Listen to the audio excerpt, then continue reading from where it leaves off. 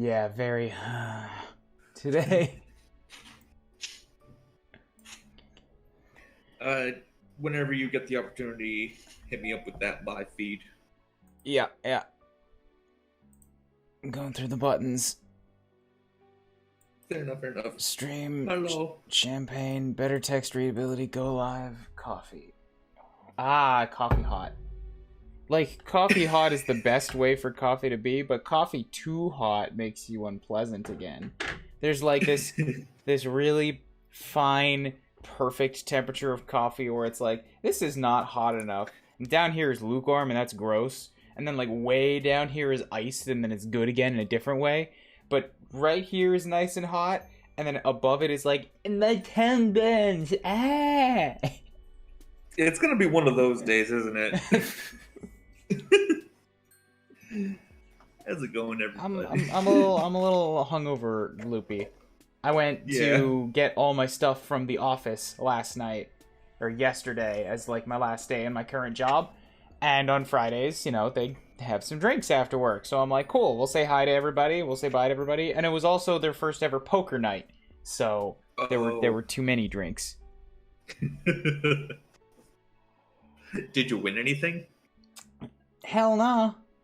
You don't play poker to win. You know, if you gamble to win, you're doing it wrong. That's like a prize.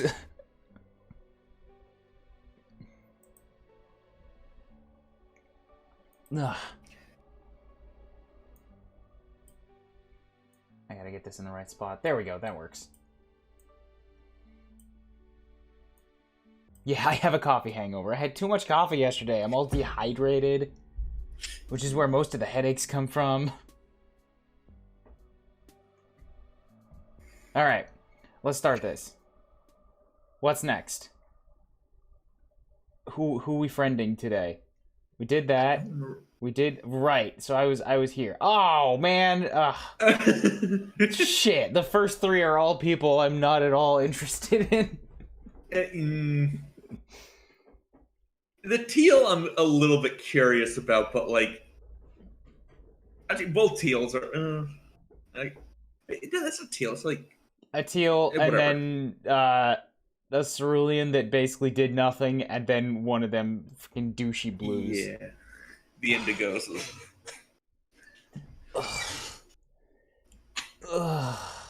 Alright. We'll start with, I guess, the one that is probably the least offensive. This guy, Malik. Remember Lynera with her knives? Yeah, it's hard to forget her knives. It's like a month ago. I just want to spend more time with Lynera. You'd be the first. I'm not saying she's bad, but like knives.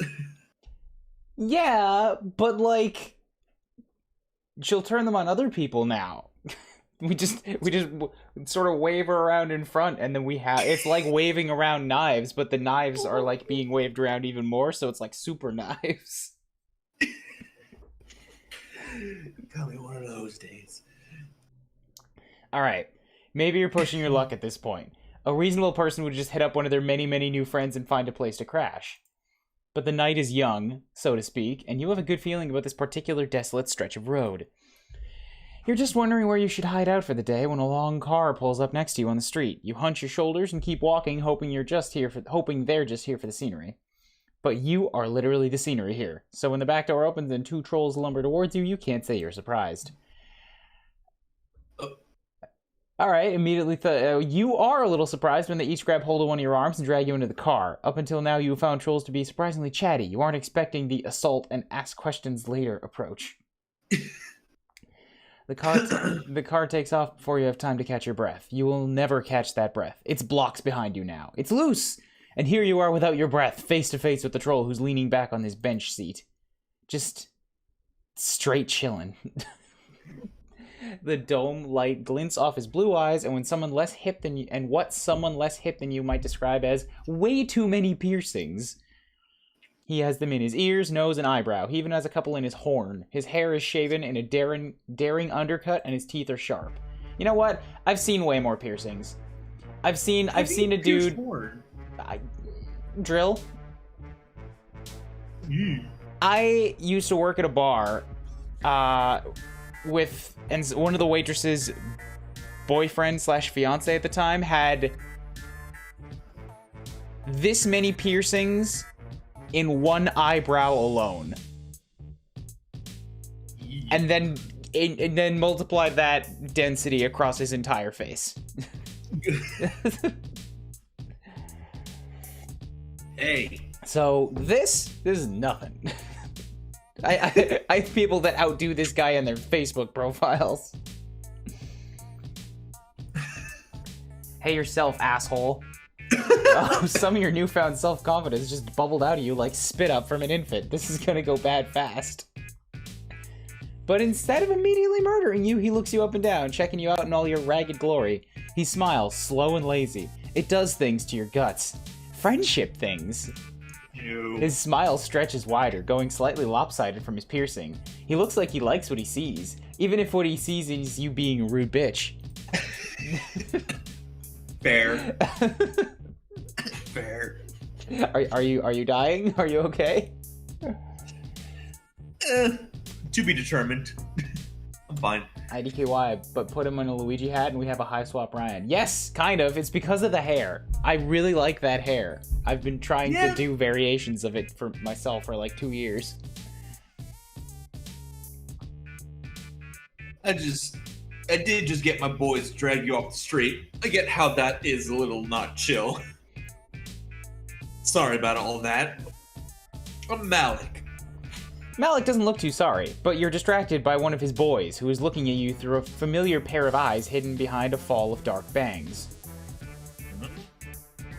No! Oh! Wait, why? No! Malik, why are you hanging with sausage fingers? Hey, I was wondering if you remembered me. Oh, Malik, you used to be cooler than this.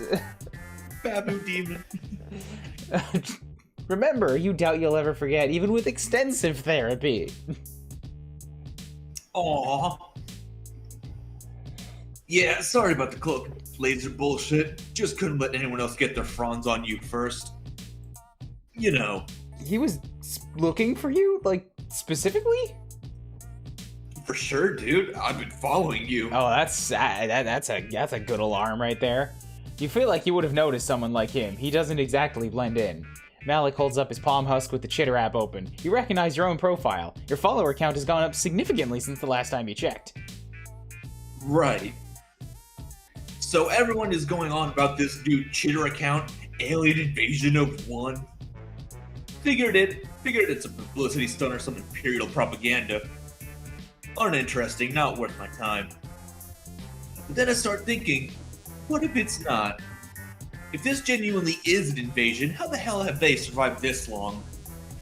The drone should have obliterated a cult-bait son of a bitch like you right away. That's literally what I said. Shut up, fat. They should have taken your hornless head off Perigrees ago, but they haven't. Why? Is what I keep asking myself. Then I figured out you must be doing it. Without meaning to, you lean toward him. Have you finally found someone who understands and appreciates just how terrific you are at friendship maneuvers? Who really gets your area of study? You're a robot. Oh, god damn it, it's not even close. But he's so obviously and avidly interested in you that, well... You tell like it's just a tiny, teensy, itty-bitty little white fib. I am a robot. Hell yeah. Hey, this is kind of crazy. I didn't know you were a robot. Wild. I guess it makes sense, though. You did have a sixth sense for meat and where to find it. Malik looks intrigued. A meat tracker? That is interesting.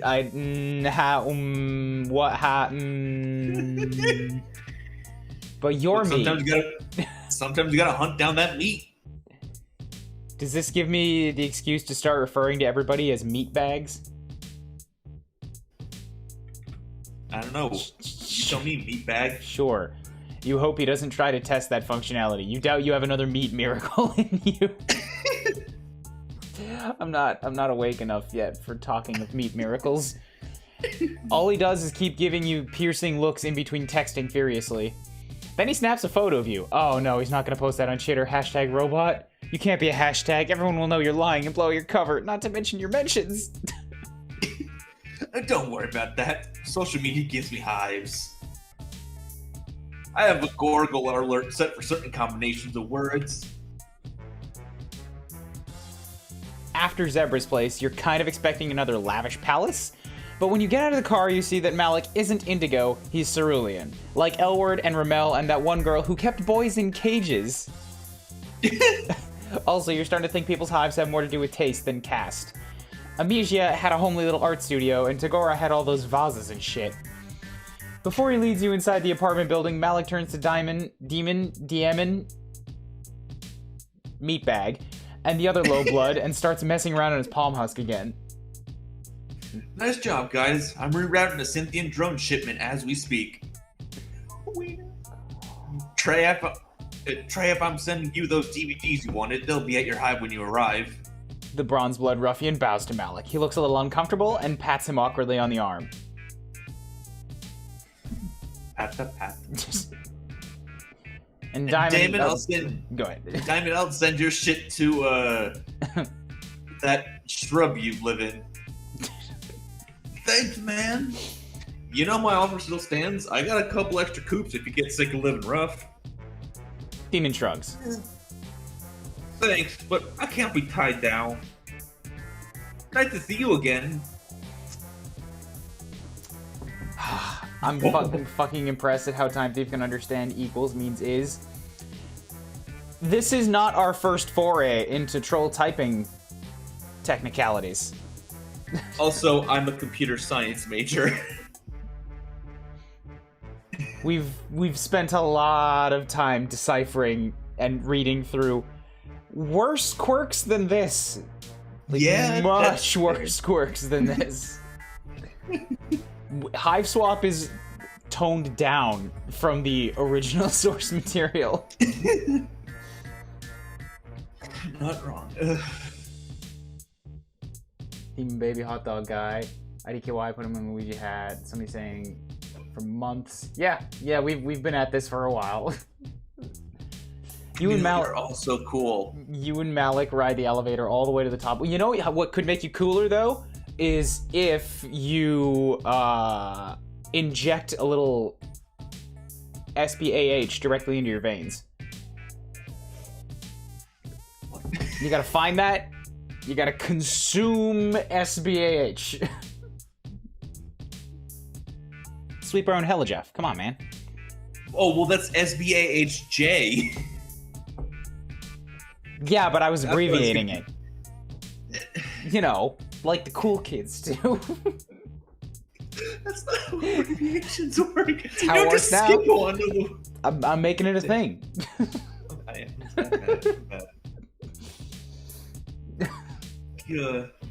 Hey, look, an apartment. You and Malik ride the elevator all the way to the top of the hive stem, and he leads you into a surprisingly tasteful loft apartment. This is tasteful? I see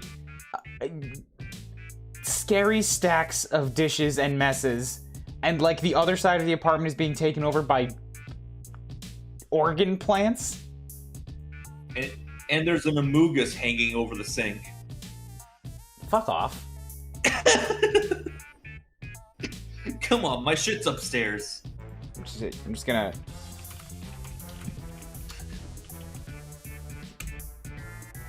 I'm scared of stairs. Because I've been told to watch out for them. So, I don't know, Malik, can you maybe bring your shit downstairs? You've been told about them, so you're aware. Isn't the whole apartment his shit? Yeah, technically. Let's go upstairs, though. He brings you up to a higher level that has a Recoup Raccoon shoved against one wall and a couch shoved against another, but they are both afterthoughts to just an ungodly amount of computer shit. Right when you got here, you probably would have been able to tell that's what it was, but now you're used to Alternia's weird bug tech. Squishy and organic and almost certainly alive, at least in the way that plants are alive, though a couple's wires in there are definitely slithering. That just means it's working. Malik sits down in front of one of his screens and wakes it with a single swipe of his claws. He gestures you lazily into one of several office chairs. It squeaks as you sit down and sinks a little under your weight.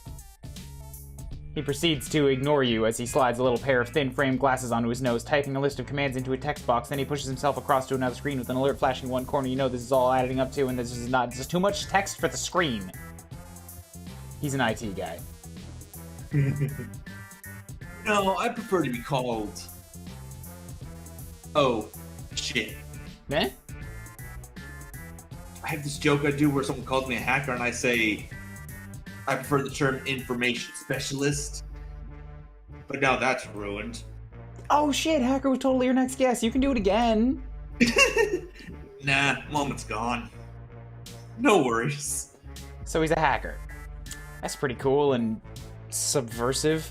You wonder if he's part of Tisius's secret anti-government movement. You almost ask, and then you stop yourself at the last second.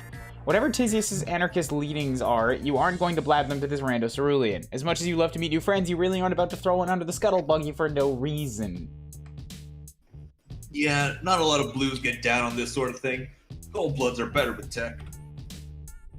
They got that living battery noise. You know how it goes. All the gold bloods you've met have been... Well... Asdaja did have that scouter thing and Kuuribro's hacked a phone? Or something? Whatever, it was a while ago. Zebede mostly just like fanfic. And bees. Interesting. You'd think they would have programmed you with cultural stereotypes. Right, I'm a robot. Hold beep, beep, beep. Boo. Alright, downloaded. You wonder how a robot is supposed to act. You sit up straighter and think about circuit boards. Malik messes around more with his computer and frowns. Then he frowns more, and then he reaches down and picks up one of the thick purple wires from the mess on the ground, and then he puts it over his mouth so that he can frown more. You got friend zoned. God damn it. I did the test, I'm gold, and I'm the worst with technology. How's that possible? Golds are the best with technology. We just covered this. And you can make a religion out of this. Camille. I mean, you could. You're a little late to the punch on that. Make a religion out of this. This has been done. Camille only knows French technology.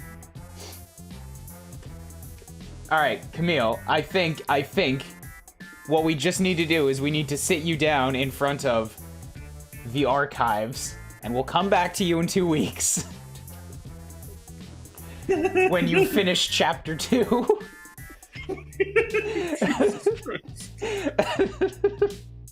You mean Act 2? Yeah, but Act 2, like, Act 2. They weren't split up into separate acts yet, at that point. Yet? I know what I said.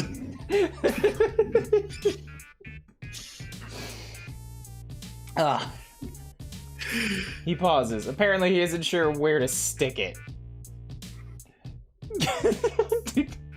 Please bonk. He glances down, and you cross your legs before he can pull your dress up and start searching for external ports because nope, not happening, dude. You don't have any network connections, so I've got to use an Ethernet. Don't be lame. You aren't trying to be lame, you just don't want things in orifices. Eventually you compromise and let him stick it under your armpit like you're a baby having your temperature taken. You watch him tap away on his screen, marveling at the ludicrous choices you've made in your life that have led you to a troll sticking a wire under your armpit because he can't find your Wi-Fi signal. That's such a beautiful sentence. You sit there as his brow furrows further. You sit there as his brow furrows further and his frown gets more pronounced. His annoyance bounces him out of his laid-back cool guy attitude. A blinking purple light flashes on his piercings. Fuck. Maybe my tech isn't compatible. One of the wires is coming toward you, and for a second you think you finally found a piece of technology that is actually alive. But then you see a flicker of movement at the end of it and you realize it's a white snake with beady intelligent eyes. Ah, it's a Lucis. Don't be scared. It won't hurt you. You're just checking everything out. Of course not. Why would you be afraid of a giant snake winding up your legs? Everybody is really about your legs. You need to get a pair of pants. Is the snake checking you for artificial parts? Are snakes particularly sensitive technology? Is it because they're long? Weird. This is a radical situation. I have no idea what to make of you, dude. You feel like such a dickhead. Can you continue to live this lie? Tell him you're a special type of robot his instruments can't detect. Or I'm not a robot. I feel like we doubled down.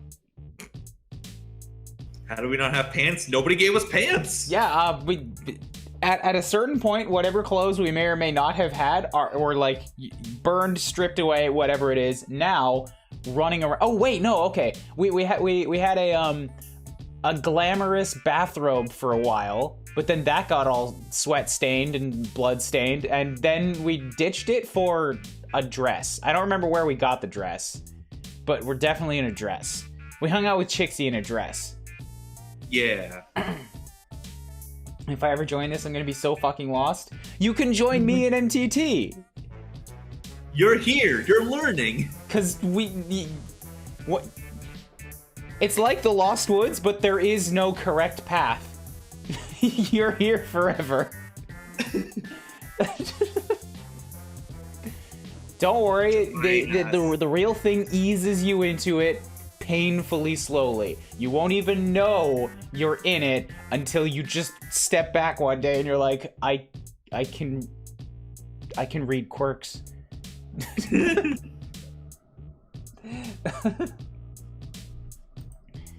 You're in this to win this. You're riding it out till the end. You tell him that you are actually the latest model of spybot from your alien government. You are so advanced that you are indistinguishable from the real thing. Seriously, you aren't supposed to tell anyone, but you're telling him since he's so rad. This is terrible. You just promised yourself the other day you'd stop lying to make yourself look good. Or in this case, make yourself look like a robot. Besides, he's never gonna buy it. I knew it. There's no other explanation. Fascinating. He leans in close enough that you almost tip back right off your chair. He catches your arm. He's surprisingly strong for such a skinny nerd, though you really shouldn't be surprised anymore. Size doesn't correlate to strength with trolls necessarily. His skin is chilly and his nails press dense into the skin of your arm. It hurts, but not enough to shake him off. He's looking at you so seriously. What, does he think your eyes are USB ports? You apologize that your robot specs are not the right ones. Malik breaks out of his trance and lets go of your arm. Are you kidding? What am I, some sort of script wriggler? This rules. I'm gonna be the first to crack you. Alright, you half expect him to take out some sort of torture screwdriver and start prying you open. Instead, he gives you another one of those unreasonably flirty smiles that a lot of trolls are giving you. When I'm done with you, I'm gonna own your entire system. Whoa. I'm hungry. Are you hungry? With that, he takes off down the steps, jumping the last few and vanishing down to the kitchen. You are left there blinking at his afterimage. It sounded like he was hitting on you, but then he just pranced down the stairs like a bejeweled antelope. Have a stream where you go over the entire homestead plot with Camille. That's not feasible, but I tell you what we could do. But it would be fun. I mean, that... I'm not against it. It'd just be like a stream that's sort of podcasty, and it's just like, just ask questions, and we'll see if we can answer them. What we can do instead here is, like, between each troll, we can... Camille, hit us with a question. We'll give you one question between each person. Yeah, sure. You creep down to the kitchen and find him pulling things out of cabinets, opening the fridge with his toes, then slamming it shut with a hard kick so that all the stuff on top rattles. His palm husk rings and he pulls it out of his pocket, answering it and spitting a bunch of jargon at the person on the other end. He does all this while rooting around in a drawer of cutlery, talking loud enough to be heard over the rattling. All you know about hacking is that it's usually done by a bunch of greasy dudes with glasses and Dorito dust on their fingers. Usually there's a girl and she's hot, but she's not on the computers. You weren't sure which trope Malik is yet, possibly a combination of all of them. While he yells at someone over the phone about blockchain. Oh. He's the girl. That's who he is. You take the time to wonder, rather sheepishly, how many other piercings he has, and on what parts of his body. I haven't tried fucking with robots really. So far I've only reprogrammed drones remotely. You realize belatedly that he's no longer on the phone and is instead talking to you. Oh right, he mentioned something about that earlier with Diamond, hacking into drones to reroute their delivery routes? Yeah, rerouting is easy. I got almost all my gear that way. All the good stuff is reserved for blues. Wait, isn't Malika blue? He laughs and puts a pan on the stove. As if. Sure, Cerulean is blue, but, barely. It's very, very blue. There's like 2 blues. You're one of them. And the other one is like awful, but you're still blue. Right? There's Cerulean and Indigo, and then there's the purples. Teal is the only color underneath him, so I guess, yeah, a teal. I would consider teal kind of bluish. And above it's like, I don't know. There's 2 purples. Oh wait, there is no. There's only one other blue. I'm trying to compare it to the original 12. So there's the 2 purples. So sorry, I know where I was getting lost. There's 2 sea dwellers. Then there's purple. Then there's the high blue. Yeah. And then there's cerulean, teal, jade. What am I missing? Olive. That's the one. Olive is in there. Right, but there's still just 2 blues. I'm not off base. There's 2 blues. Yeah.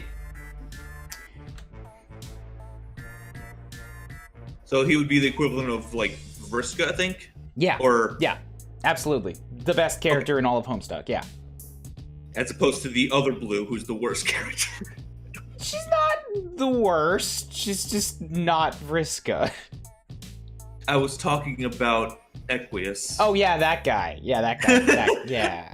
See, I like to forget he existed, considering he was completely irrelevant and died, like, in, I don't know, only 200 pages. Okay. And maybe not the worst, but like he's not very high on my list. But either way, he is a representative of color. He's a representative of the muscle beasts, which is enough to write him off. Yeah, olive is the dead blood color, right? No, olive is the best blood color. But that one also died like immediately and irrelevantly. So, but she lived in like the dream worlds. Yeah, but so did everybody. Shh. That's every like, Indigo you meet is gonna make sure you know it. That's like saying, oh no, it's fine because they were special because they survived, but so did everybody, which means none of them are special. So fuck you, they died. So are you saying Vriska isn't special? No, because Vriska absolutely is special because she came back with a magic ring and then even came back in the second story when she should have been dead.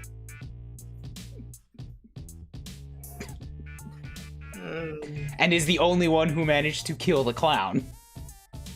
Okay, that's worth a lot, to be fair. Next time there's a stream like this, hit me up to see if I'm available for Mindfuckle. just wait for between the characters. Give us one question. Like, summon up your best question for once this guy is done. I feel like we're on the right path right now. Hopefully. All right, you got a new message. Every Indigo me is gonna make sure you know it. All right, cool. You want to ask him if you can help him with anything, but you barely know how to cook when you're on your own planet. He pauses with 2 eggs above a mixing bowl. Hey, you like cluck-beast embryos? What? He cracks the eggs. The yolks are purple and runny. Your stomach squirms uncomfortably. Oh, my bad. Can you even eat? Yeah, robot, yeah. Of course you can eat. Wouldn't be a very clever disguise if you couldn't eat, right? Although now that he mentions it, you really haven't been eating as much as you did on Earth. The meals you've had have been few and far between, but you aren't even that hungry. Weird. Oh, what if you are a robot? Plot twist. Malik is not privy to your existential crisis, and therefore keeps cracking eggs. Cluckbeast embryos. God, troll words are ridiculous. Not really. No language is inherently any more ridiculous than any other, subjectively. They should really have programmed that in when they taught you to read it, Alternian. Nobody taught you how to read. You're on Chitter. All your chirps are Alternian. Miss your palm husk. He holds out a hand for your phone. His nails are painted a shimmery black, and he has one of those thick rings that could double as a brass knuckle. You tell him you figured you just had the palm husk on Earth setting, but of course that makes no sense. Nobody here knows about Earth or English, for that matter. You're pretty sure it's not even the most commonly spoken Earth language. It isn't. Nope, no translation software running. And this is good old-fashioned Alternian. Well, it's not old-fashioned. It's contemporary, that's an idiom.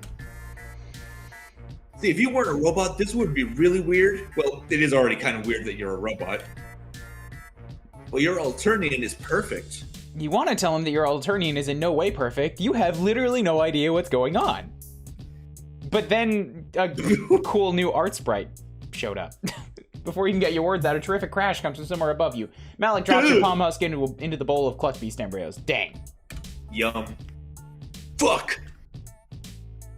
Drones! These guys are getting more art as we go down deeper in the game.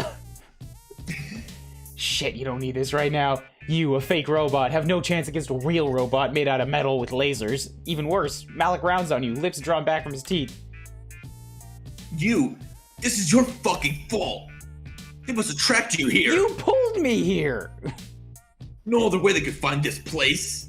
I'm off the grid! You try to point out to Malik that maybe the drones are mad about all the hacking business, but he isn't listening to you. He's shoving his palm husk in his pocket and make a leap for the kitchen window. Yes, palm husk is the phone. He can't can he survive a 10-story drop? You aren't sure. One thing's for sure, though, you can't. We were not on the correct path. We are dead. No, we're hanging in there. He half bailed. All right, I guess I'm not a robot. You brace yourself. In your experience, dealing with the fallout of your deceptions is never pleasant. That was all just like a simulation that ran in my robot brain. And now I've decided that we need to lie and say that we are not a robot, because that way it didn't work out.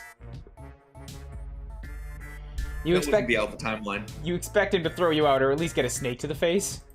Instead, Malik just sags back into his desk chair, which settles with a depressed little squeal. He takes his glasses off and drops them onto his desk, foaming at his eyes. What glasses? It strikes you, he put on some thin little hacker glasses earlier. It was in the text. It strikes you how exhausted he looks. You thought the dark smudges were eyeliner, but they might be eyeliner and despair. You wonder if now is the time to start apologizing. You're getting really good at that. It's chill. I was one to grab you off the street.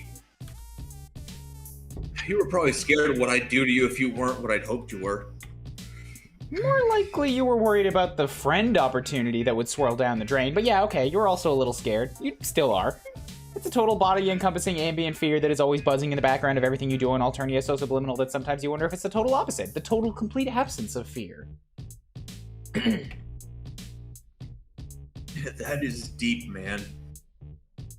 In retrospect, it is pretty fucking stupid to assume a robot is gonna solve my problems. Very true. In your limited experience, mo robots, mo problems. Cool. Yeah, it's just something new, you know? Something I haven't tried yet. What is it exactly he's trying so hard to do? He seems to be pretty well off, what with hacking drones and shit like that. Malik laughs. Yeah, hacking drones.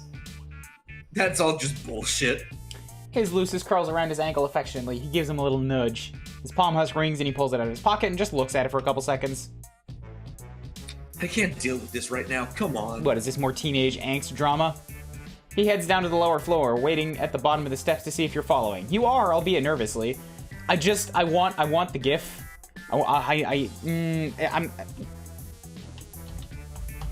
I'm not gonna have a chance to use it now. I feel like we've gone down the stairs as much as we're going to, but like... I'm going to get it ready just in case. Do you already have it, or? No, I have shitty JPEGs. Do you have a GIF? I can look for it real quick while you read this thing out. You are having a hard time reading, Malik. Maybe it's all the piercings. It gets worse when he calls the elevator and then stands back. After you. Was there glass that just came over his apartment? Is that what happened? Maybe. You expect swinging blades to come at you, but they don't. You expect Malik to attack, but he doesn't. He just slumps moodily back against the elevator wall and closes his eyes. His palm husk rings again and his jaw tenses. Yo, the background's actually doing things this time. Interesting. The elevator goes past the lobby, then it goes past the basement, and the sub-basement. Fuck, what's the sub of a sub-basement? Dude, what? The sub-basement is just a square dungeon-like space, damp trickling down the walls. Your stomach crumples and your heart bounces up into your throat. Is this Malik's cerulean murder dungeon? A phantom pain presses against your ribs and arm. But Malik just leads you through a gap in the wall that you initially took for a shadow. It opens into a tunnel with rough stone walls and dirt-covered floors. It's clearly man-made, or troll-made. The air grows damper and the sound of rushing water gets closer and closer. You emerge from the tunnel and find yourself on the bank of a wide underground river. Malik sits down at the edge of the overlook. Sit down. Sorry, this is not as comfortable as the loft. Oh, he brought you to his special place. I don't know if I'd call it special, but it is a place I come a lot. You sit down next to him. You get how this could be pretty zen, just watching the dark water flow by. The walls glow with an eerie bioluminescence, digging craters underneath Malik's tired eyes. Also, he pulls out his phone and shows you the screen. No husk signal. This is the only place I can really unplug. Kind of relaxing, you know? You could just put the phone in a drawer. Nah. Nah, what am I saying? Of course you can't do that. You imagine the demands of being an information specialist could really put a dent in your chill. You can't... I don't think he can put his computer in the drawer. I mean, he could just, like, put a sheet over it. No. Yeah. You sit there with a rock digging into your ass and allow yourself to appreciate just how deep this gesture of trust really is. Even after you lied to him, he wants to tell you his life story. Fuck, you love life stories. You ask him exactly what he wants with your non-existent robot laurels. He said something about reprogramming drones, didn't he? Could it be part of the resistance? What? Oh, you mean all that low blood right stuff? Nah. No, Camille, you turn off the computer before you put a sheet over it. I don't mean like... What? You don't put it off to render something and then cover it. Of course that's a stupid.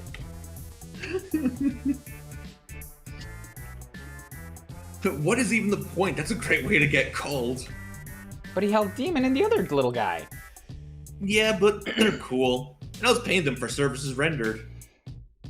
Roughing you up. He nudges you with his elbow. So far, all I've been able to do is reroute delivery drones. Just some weak sauce shit like that. That's a pretty pathetic way to fuck up the system. You aren't sure you get what he's about. Why care about fucking up the system if you don't want revolution? I guess I wouldn't mind revolution. Alternia is alright. Well, for me it's alright. Not for everybody.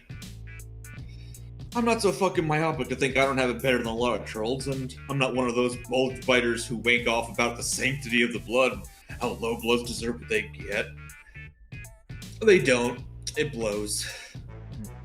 I don't blame them for feeling bad or whatever. I just gotta worry about myself. That's all the energy. That's all I got energy for. Aw, dude, come on. Why you gotta get real again? I thought this was just gonna be a nice frolic through the robotic fields. Like, everybody's gotten real at this point. Hiveswap is surprisingly real. Yeah. He does seem to be doing pretty okay. Like, he has that sweet pad. Right. Yeah, for half a sweet maybe. Then it's all gone. Everything I've worked for, and I'm up in motherfucking space. Oh, so he's an old geek. Okay, the Space War sounds like a huge drag. Yeah, dude. He tosses a rock into the dark water. That is the plan, right? If I own the drones, I own the whole system. I own the heiress. They'd all be playing my game with my rules. His eyes glint in the semi-darkness, and so does the little hint of fang when he smiles. His piercings light up like tiny points of fire. You tell him that sure sounds like revolution talk to you, also possibly villain talk, and like, your descriptions are getting a little bit weirdly, beautifully poetic. He grins like you're flattering him. Right, but I'm sweeps away from that, and other hackers won't. I mean, I work alone. I'm not a fucking psionic. I can't use Mind Honey. Won't kill me the way it would a Rusty, but I definitely get the runs. And I don't have sweeps. I have months, maybe pedigrees. You ask him if he thinks things are going to be really bad for him up there in space. Like I said, not a psionic, so no one's gonna turn me into a battery. They'll make me a fucking soldier or a spy. What about his hacker skills?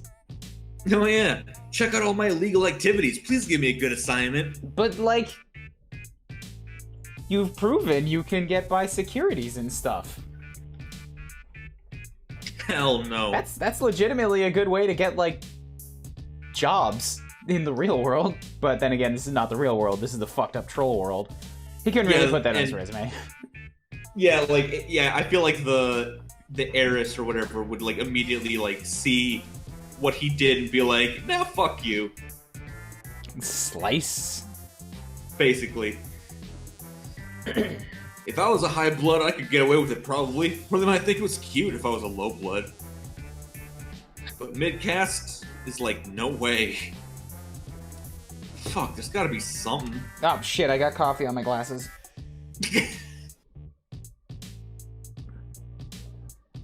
Yeah. He pulls out his palm husk and starts frantically tapping away. Wait, you thought you didn't have any signal down here? Yeah, but I got a Wi-Fi hotspot. Which means you have a signal down here. What am I, some kind of fucking Luddite?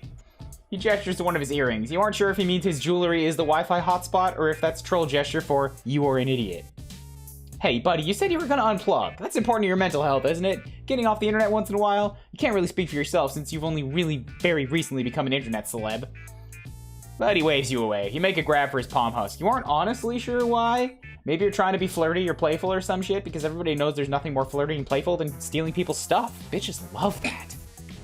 You manage to snatch it away, but your floppy fingers fumble and you lose your grip. Malik's phone sails over the edge of the bank and into the dark waters. That splash is the sound of your doom. He stares into the water, and then he stares at you. His mouth moves soundlessly. He goes in for the kiss? You threw my tech in the water. Malik puts his hand on your shoulder. Somehow, against all impossible odds, he's still gonna be a chill guy. Wow, what a guy. You hit the water before you know what's happening. It isn't freezing, but it sure as hell isn't balmy either. The current grabs you and tugs you under. Your knees and elbows scrape rocks and your dress tangles around your legs. It makes it hard to kick back towards the surface. The water's so dark you don't even know where the surface is. Just when you're making peace with the fact that your grave is going to be a watery one, something grabs you from behind and hauls you upward. You gasp down air, choking in more water than anything else. Two strong hands push you up onto the bank and then begin smacking you in the back. You don't think it'll help you cough up any water, but you do think it's gonna bruise.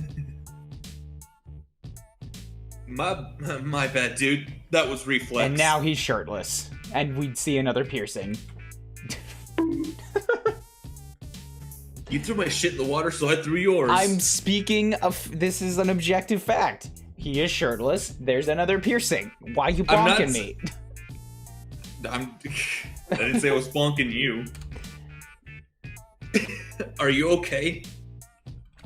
You hack up one more gasp of water and give Malik a thumbs up.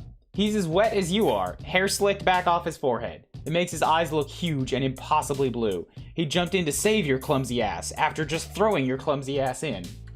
It was reflex. His shirt is gone, and hey, now you know the location of two more of his piercings. You apologize for grabbing his phone. In retrospect, you should not have tried to be cute at the edge of a river. Yeah, you don't have to try. I mean, fuck. He flushes.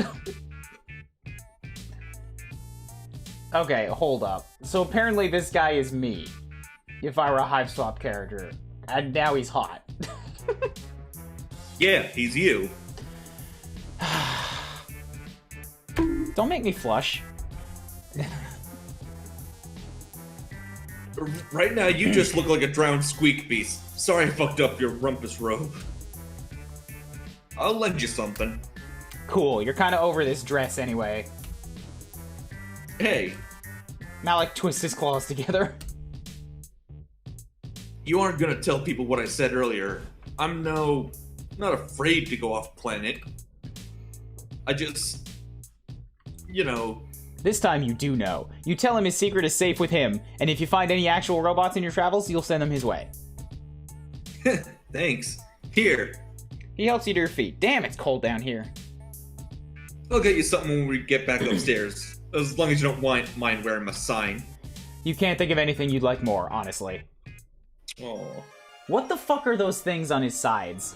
Does he have, like, weird chest gills? Are those, like, just rows of... Are those Velcro that he's surgically attached to himself? Velcro! I've never seen a shirtless...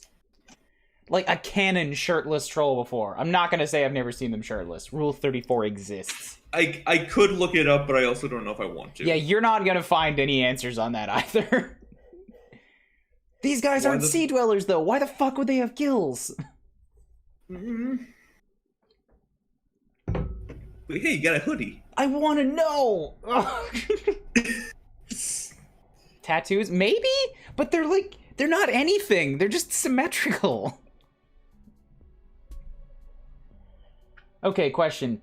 Why the fuck do they send people to war in space once they reach a certain age? Okay, so that only happens to trolls. These are all trolls. These are aliens on an alien planet called Alternia. Their society is just all kinds of fucked up. I don't know if you've noticed. The long and short of it is they live their childhood on the planet, and then once they hit a certain age, they all get conscripted into the intergalactic space war because they, as adults, technologically they're way ahead of humanity, and all of their adults are waging intergalactic space wars and conquest and stuff. Basically. So they live out their childhoods here under the protective care of white JPEG bisons, and probably a good half of them get killed here. And then once they hit a certain age, they're all just like, they go off to war in space. So really, there's no adults in troll life, because they're all somewhere else. Yeah, I think, like, the only... like, you see very few troll adults In the source material, you only ever saw them as, like, legendary figures. They were always in silhouette. They didn't have, like, proper art. Also, that too, but technically also the Beforest trolls. Weren't they technically adults? I don't think so. They were older. I don't know how much older. Yeah, but, like, we know I don't think... See, I'm thinking about Porim. Porim probably looked the oldest, but the existence of boobs doesn't mean that she's old enough to go off planet. Because there's also Giant Clown Lady in this game, and she is right on the edge of going, but she's not there yet. No, I know that, but, like, I remembered, like, in my mind thinking that, like, the Alternian trolls are, like, the equivalent of, like, 13, like, to match the kids, but, like, the Beforest trolls were, like, the equivalent of, like, 19, I remembered in my head. I think 16 or 17 or something. I don't know, but there's also no clear answer as when they get conscripted. Yeah, that's true, And I'm pretty sure that if that had happened, they wouldn't be playing their game. Like, but they started playing their game before, like, they would have gotten conscripted, so, like, by the time they hit age, like, there was nothing... Yeah. Like, nobody's gonna conscript them anymore. They might have been playing the game for a couple years, who knows? Yeah, so that's what I was thinking. They might be older, they might be the same age, I don't know.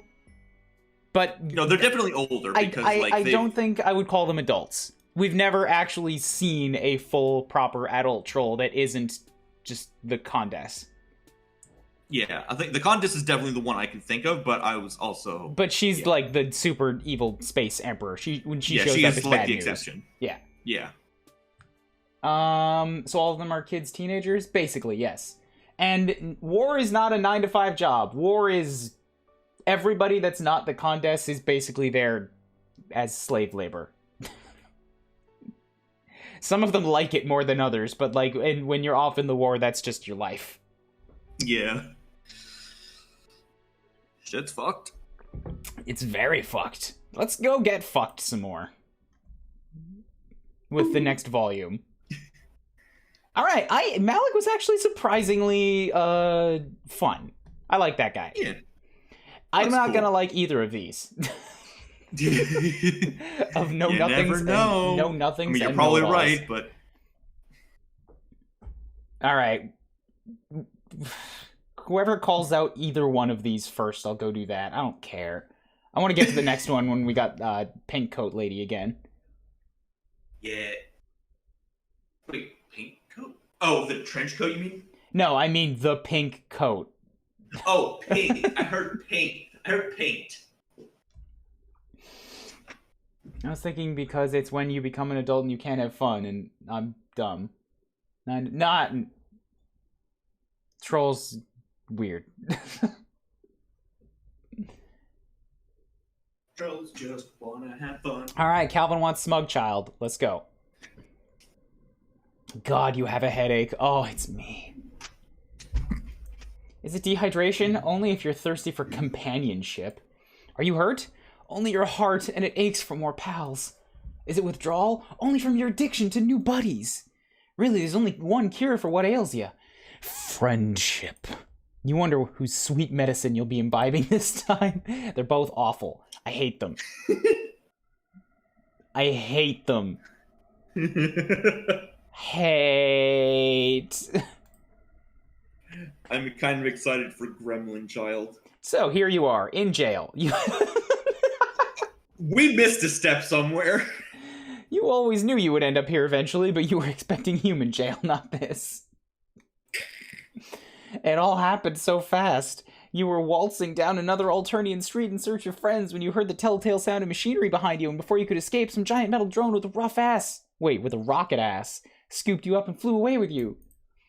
You were honestly surprised that the drone didn't execute you on sight. They've tried to do that before, after all. Perhaps your numerous shenanigans have grown so vast and ridiculous someone wants to see you in person before you die, if only to have the chance to ask you, what the fuck? In any case, you aren't complaining. Not about being brought in alive, at least. You have plenty of other things to complain about, though. This cell sucks. It's hard and cold and full of its gross-looking moss that could probably kill you, since everything else on this planet sure can. There's a couple of patchwork holes in the back wall of your cell, which aren't enough to wriggle your way out through, but are enough to let you see light from the outside. You've been in here since a few hours before dawn, and now it's midday, which means scorching rays of sunlight are streaming their way into your cell and forcing you to dart around to the shadiest spots as the sun makes its way across the sky. As if that weren't enough, it's also hammering rain outside, which isn't really doing much to stymie the sunlight. And you think the rain might be acidic? Oh, it's fun. Intermingled with the rain, you've been hearing some sounds coming from other rooms. Interrogations, maybe? Torture? Whatever it is, you're not a fan.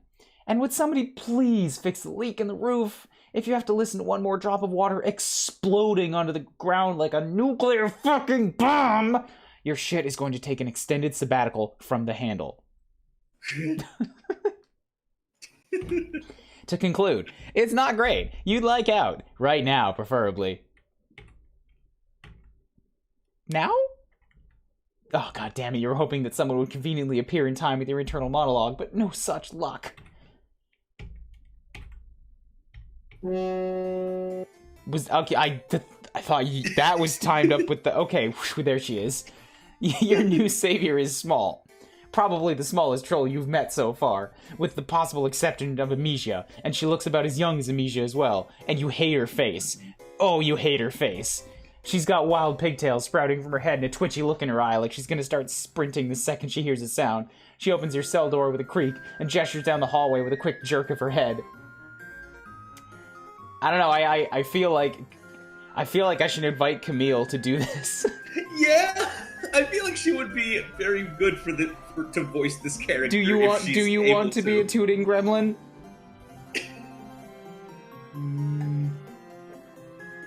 Does she walk on all fours like a spider? No, she's definitely not a cerulean. I mean, they don't walk on all fours either, I think. You need to give me time. For what? You've got 5 seconds. She'll turn her into a French gremlin. I mean, I wouldn't say no to that. What's wrong with that? What do you got against French gremlins? Let's continue. Camille, if you want to take it over at any point, you just hop in and let us know. Come on, with me now, quickly. Head down, keep quiet, no asking questions. Ask questions. Wait, you have so many questions. Which one of your many lovely friends is willing to help you escape? Who is she? What's her deal? How did she know? She shushes you, and her eyes narrow into an appraising squint as she looks you over. Yeah, too bright, huh? Figures. Listen, I don't have time to explain it. I'm not putting my neck out any further, so here's what we're gonna do, okay? You're gonna run, not too far out because you don't want to wind up in undead territory. Oh, so there's zombies, too? Stick to the city, find a nice hiding place, and keep your head down. See ya! She rather forcefully stuffs what appears to be a military-grade umbrella into your hands and shoves you out a back door into the rain and sunlight. When you turn to protest, the lock on the door clicks shut and you're stuck outside. What was that she said about undead?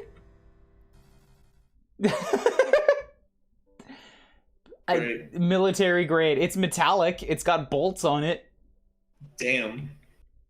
Also, anything not verified. I would okay. I would not call what she speaks in Leet, if only because I have seen Leet. Yeah, that's not quite Leet, but like a lot of the Trolls typing quirks are various parts of Leet. Hop into General, Camille. Camille should have access to the Champagan room. If not, hop into General and then I will give you access to the Champagan room. Is there a... There is a Camille in here. I know, but I'm trying. Rolls. There you go. You should now be able to move into the Champagan room. At will. Yee. Alright. Very quiet. Turn you up. Yeah, sorry, I'm not using the usual setup. That's alright. You good? I've got you boosted. Guys, can you hear everybody? Is it all good? Eyo. E.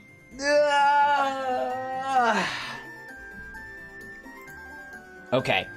Not sure how long I'll stay because I need to fucking sleep. Just one character's not too long. Maybe. Fuck you.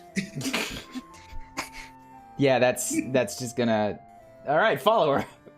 You follow her down the hallway, keeping quiet as instructed, even though you have so many questions you want to ask. Questions like what her name is, or where you are, or why they haven't fixed the fucking leak in the roof. Instead, you just hurry closely behind as she takes you to a stairwell in the back of the building and up multiple flights of stairs. Peeking out the window of each door you pass, you see what seems to be an evidence locker, and then a row of tightly packed cubicles, and then a long, winding hallway. This is where she opens the door and ushers you through. The hallway is full of electronically locked doors with troll signs on them, the overwhelming majority of which are teal. The only other presence here seems to be automated cleaning robots. You are unsurprised to see that troll Roombas come with their knives pre-attached. Alieno must have been through here. She punches a series of letters and numbers into a keypad beside one of the doors, bearing her sign and a name, and then slips inside, and you follow. Beep boop, beep boop. Woo! Here we are. My hive away from hive. It's wonderful. You can be a bit louder now, but no shoving. That'd be a bit weird in SL, buddy. Oh, my name is Tyrana, by the way. You politely refrain from shouting as you introduce yourself to her. 1 second. Beep. Torona pulls up a chair and sits down at her husk top, tapping away some keys. So, what you're gonna do here is I'm going to go ahead and access your files on our system. Shouldn't be too hard to find since you're a weird alien and... Yep, here we go. That's what we're looking for. I'm already so confused. Why is she, like, a lawyer? I mean, I know why she's a lawyer. It's because she's a teal, but I was not expecting to be pulled into an office. Listen, I played all the Phoenix wrong, and I got my lawyer license like this. Time to make a few edits. She leans in. Right, because she was a historian reviser, sorta. Oh, you remember that? Wow. Yeah, from the trial thingy. Yeah, but like all I remember is that the trial happened. I don't remember anything in it. Yeah, but she was really in hot water because I think she thought that it was she wanted to have access to that sort of smut big fanfic that they were all talking about because she wanted to revise the thing or have access to something that might be lost to history. Yeah, you should just read Homestuck. You might actually be able to keep track of it. What? You know too many things. She might be the one. She might be able to untangle the timelines.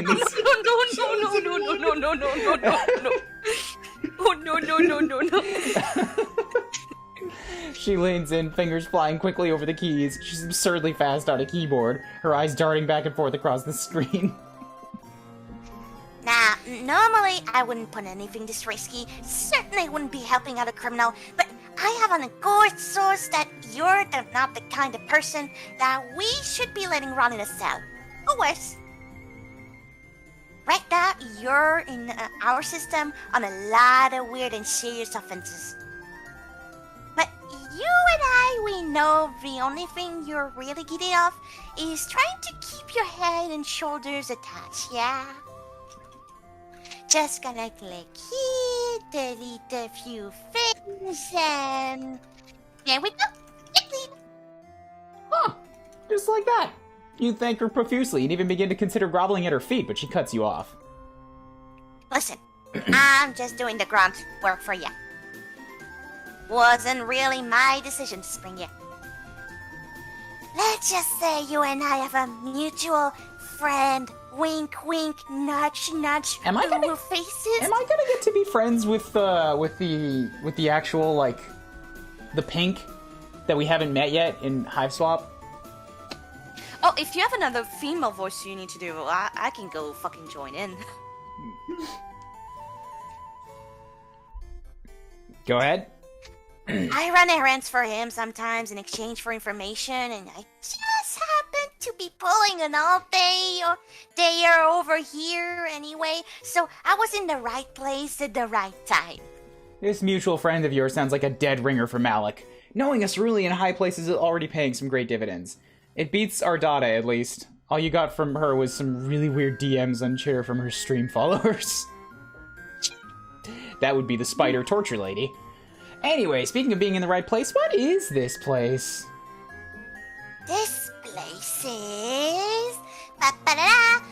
Well, it's another thing. Jail and courthouse and office and home. The fuck is that painting on the left wall? Oh, it's my pet. Beautiful.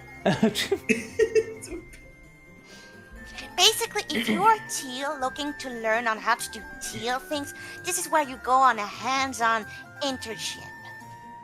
Most of it is law-related, of course, but there's a couple other semi-related fields for the go-getters looking to do something a little different.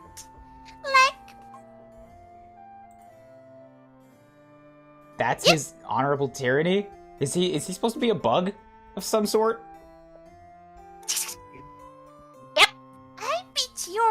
I bet you're just dying to know what I get up to in this holidays, don't you?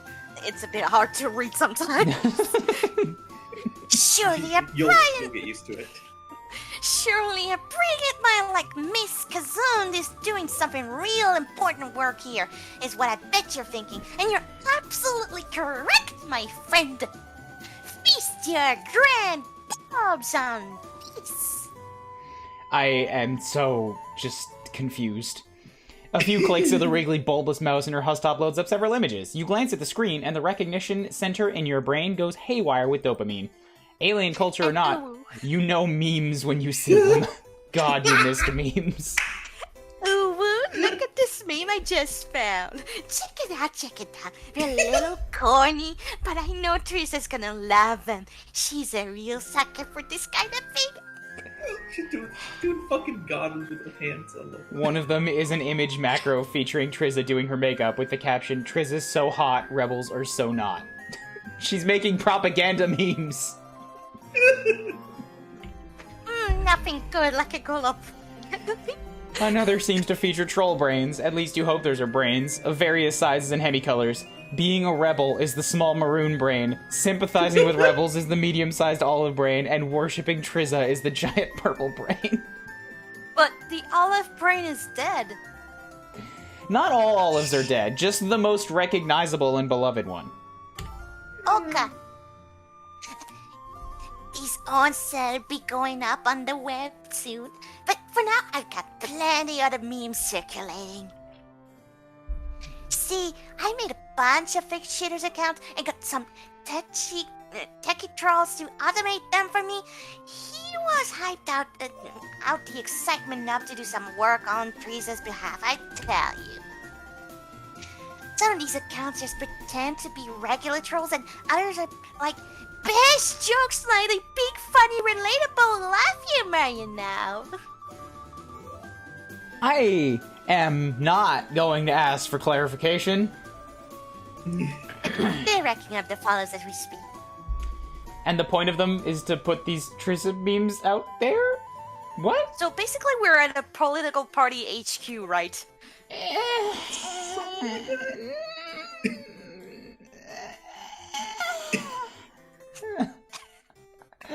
Okay. I think I get it. I see. This is one of those things that you kind of just have to roll with. It clicks in your head, but you can't really lay it out in a concise way. I think I get what's going on. That's how you get them. You start with a couple of ingenuous jokes and cute burpy speak, and then, bam, suddenly you're spreading the good word of the Empire, and everyone accepts it because you're cheating because it's so funny. This is how actual. This is how actual propaganda happens. Like, Fuck.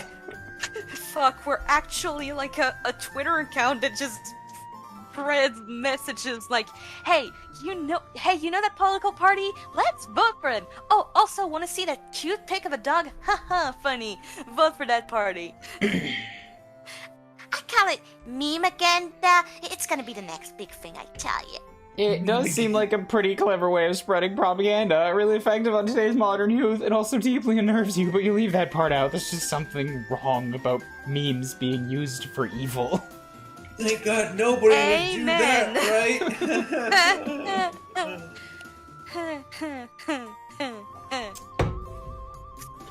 Thank you. Glad someone appreciates all the hard work I'm doing here instead of just brushing me off. Ain't that right, Typee? I've had to do a lot of overtime putting out propaganda for the Empire lately. Just between you and me. Wink. Although it exactly isn't in much as a secret anymore.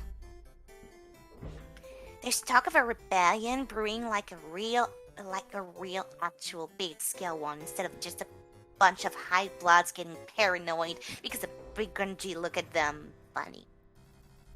It's pretty scary actually, and I hope I won't get swept up in all of it if something nasty breaks out.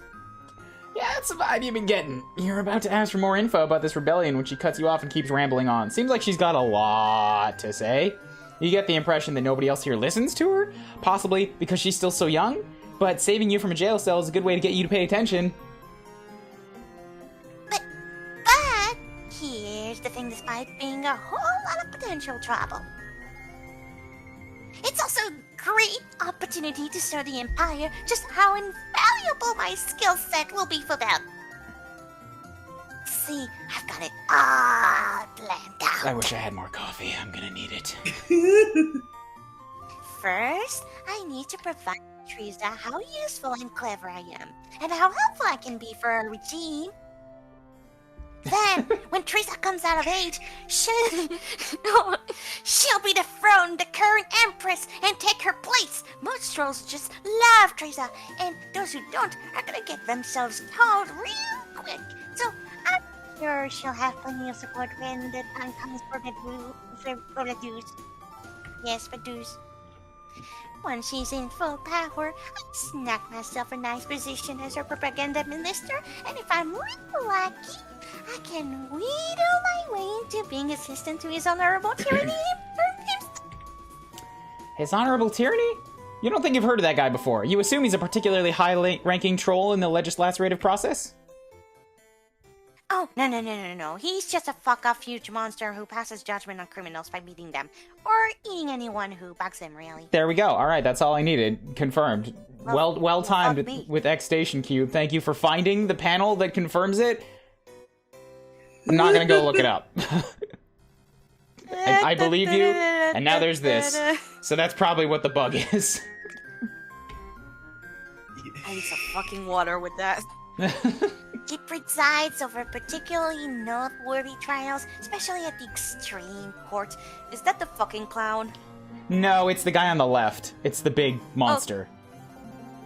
Oh, In retrospect, you yeah, should have he's my known. boss. If monsters can be parents, they can surely be judges too. But what exactly is the appeal here? Who wouldn't want to be big and handsome and strong enough to devour anyone who annoys you? It's the perfect life, I tell ya. Fair? This is just a smug-ass child troll version of Bill Cipher from Gravity Falls. It's not wrong. No, it's not. I mean, I would want to be big and strong and be able to, maybe not be able to eat people.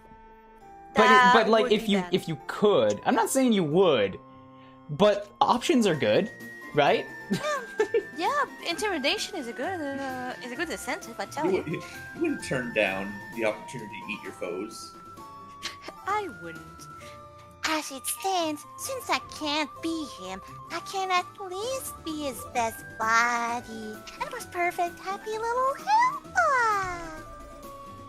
And besides, doing all the behind-the-scenes work is a lot safer than trying to actually hunt down or prosecute criminals still, mate. I'll tell you that much. I mean, yeah, he might eat me, but that's just a normal workplace safety hazard, really. Nothing I can't handle. Standard She really procedure. does have it all planned out. You're impressed. I'm also very scared. Thank you. But I can't do it alone. I'm gonna need some help along the way from a very talented and clever associator too. I bet you know who I'm thinking about. The Lutzes? Her classmates? Please tell me she's not trying to wrangle me. No, Dami, sheesh. Here I am to butter you up and it flies right on over your think thing. I want butter. Now I just want butter. I have a stick of butter and I'm really thinking of using way too much of it on some fried eggs. Well, go get your fucking butter. I'm talking about you, dummy. You get your butter and you cover yourself up with butter because you deserve it, you. That's little alright, you need to back down. you. Back down, tiny girl. Ayo. I'm gonna be your boss soon. Shut up. I need your help. And she does like the pointy finger, like I need you. I think after bailing you out of that jam, I've earned it. Wouldn't you say? The old I rake my claws down your back and you rake yours down mine. Dealy, you know. Troll idioms are still as inscrutable as ever, but you do know a thing or two about claws, and helping people to earn their good grace is what she needs. The protagonist is way too eager for this, whereas I am not. You ever hear the old ages? Tears? Oh. And, well, a lot of teals have been talking about the strange alien going around getting all buddy-buddy with the Cassie. The way I see it, someone like that might just know how to get me into their office. and dig up some dirt on them and their potential rebel connection. Later, Sandslash. And Bye, Bioquan, Sandslash. I have not started the new job yet. That's on Thursday.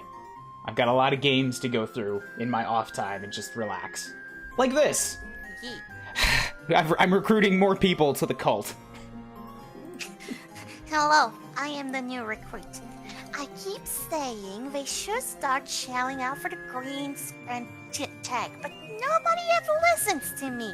No way, no how, a regular old password system ought to be enough, right? They wish.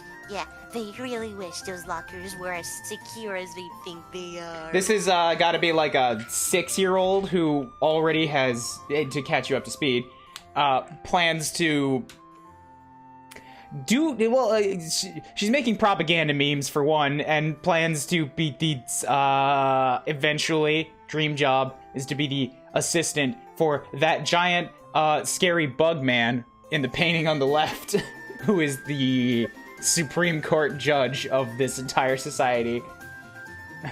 Basically, the meme where there's a little girl that just smiles in front of a burning building, and she's just like, "Yep, next time it's gonna be bigger." With that face right there too.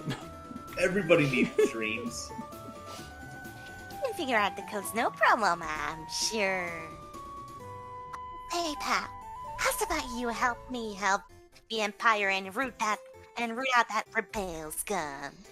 You are not particularly keen on betraying your friends, but you do owe Tirona a favor now, and you'd love to make another pal while you're at it. There's got to be some way you can maneuver yourself out of this mess.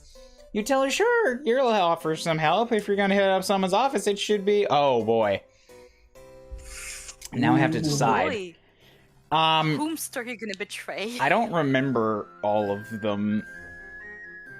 I think Tagora was the... racking up price for every time you talk to him. I think.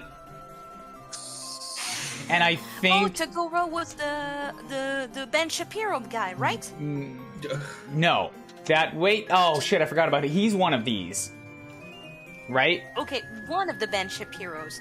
Not Animu Ben Shapiro, but Price is Right Ben Shapiro.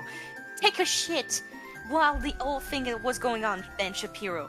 I don't know what you're talking. Let's stop saying Ben Shapiro's name. I don't want that pointed. Okay. Alright, Tagora is the one who kept bumping up the prices. Yes. Tizius is the lawyer that's trying to revolutionize everything. Right. And Tagiri is... Animu. Yeah. Okay, good.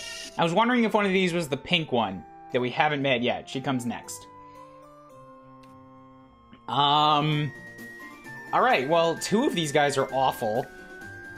But one of them is more awful. So let's go fuck up the weeb swordsman. After mulling it over, you decide Tagiri's the safest choice. Sure, he's the guy with the sword, but he's also by far the least likely to harbor rebel sympathies. And he's also the least likely to be able to do anything with that sword. So you won't be getting anyone in trouble here.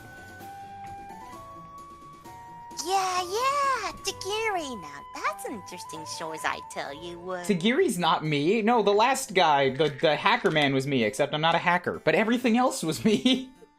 Yeah. You're good with computers, right? Close enough. He's always sucking up to these purples and trying to make himself look all cool and knowledgeable about law stuff. So, you'd think he'd be clean, but maybe, just maybe, it's all a front. Later, Roscoe. I'm working on a video about Rebel Synthesizer right now, and actually, that's one of the big bold points that I go over. How sometimes the guy trying too hard to look like he's on the level is actually as far off the level as it gets.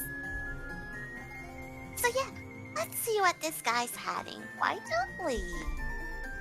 Alright, you consider the keypad. This shouldn't be a hard password to guess. It's gotta be the name of one of his favorite animes, right? You punch one in and nope, a buzzer sounds. You try another. Nada. But to your delight, a door clicks and begins to slide open after the 3rd anime title. You glance over your shoulder and see Tirona beaming at you from right behind you, then turn back the door and a katana comes swinging out towards you on a wire and you narrowly dive out of the way before it connects, crashing to the floor in the process. You groan and stagger your way back to your feet and hear a familiar voice sounding from a speaker in Tagiri's room. Well, MTT. Foolish evildoer. Did you really think it would be that simple? You've fallen for my trap. You 3 pitiful guesses were all it took to seal your doom. Not that it's going to do you any good while you bleed out on the floor. Sayonara, trespasser. And the message seems to cut off, and then there's some muffled sounds like a microphone being moved. Well, fuck me, no. What do you think, Tadashi? No, it's you. What do you think, Tadashi? It's gonna look so cool when I show it off to my colleagues. You breathe a sigh of relief. That katana was aiming right at your head. You almost got skewered. Talk about a close one, right, Torona? Torona? Oh. I'm fucking dead. Well, she did. It's a good thing I'm short. Apparently not. It's a fucking good thing, I'm sure. All right. So not Tagiri then. People is illegal. Then it's got to be Tagora. I'm not giving them Tizius. That's like the worst. Oh yeah, that's a good idea. He's real smart and a good talker, and he's always got the latest gossip, so you'd think he'd be my kind of guy. But he's also such a sleaze, like a real creepy creepster. Not to mention, he changes out of the sleep tube for all his info. No thanks, I'll handle it myself. But imagine the scandals if he turned out to be a rebel all along. I'm getting actual, like, lawyer-ish vibes here in the sense that, like, I want to be done. I'm not done because we can't finish. There's actually important stuff that we still have to go over, but I'm absolutely side-eyeing the door now and, like, starting to disconnect mentally. Sniff, sniff, I smell a good thing. Maybe not this door. I really hope we find something on him here.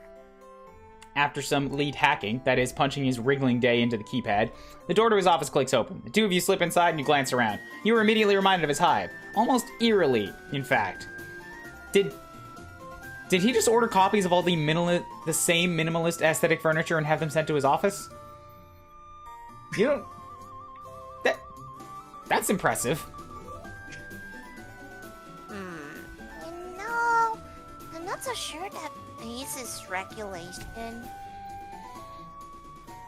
Take a picture of it in case, will you? And if you happen to accidentally delete the picture later, well, actually, you've accidentally deleted a bunch of pictures before. Figuring out your troll phone has been an ordeal. You line up your camera to take the shot and, oh, fuck. As you're about to press the button, your phone received an incoming call from someone and you ended up hitting the answer call button instead. Now you're going to be trapped in a social encounter that you weren't mentally prepared for. No! Wait, it's just Agora. That's no problem at all. He's gregarious and easy to talk to, and you're standing in his office. Fuck. Again. Again?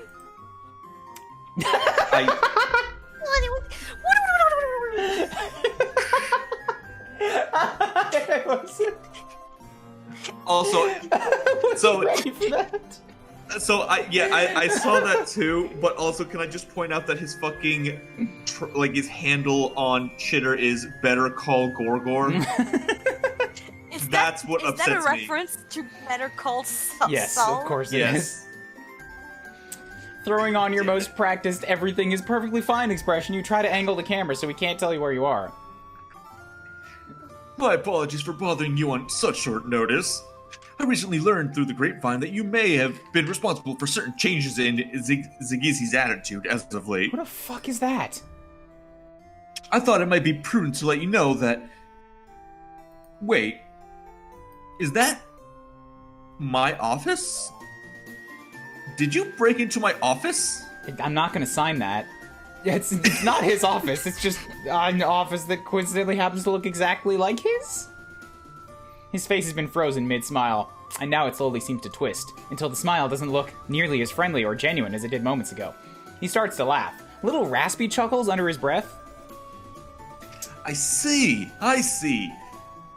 More the fool is I to ever believe I could trust a fellow liar. Is this Galwick's work? No, it can't be. He doesn't do that kind of subterfuge.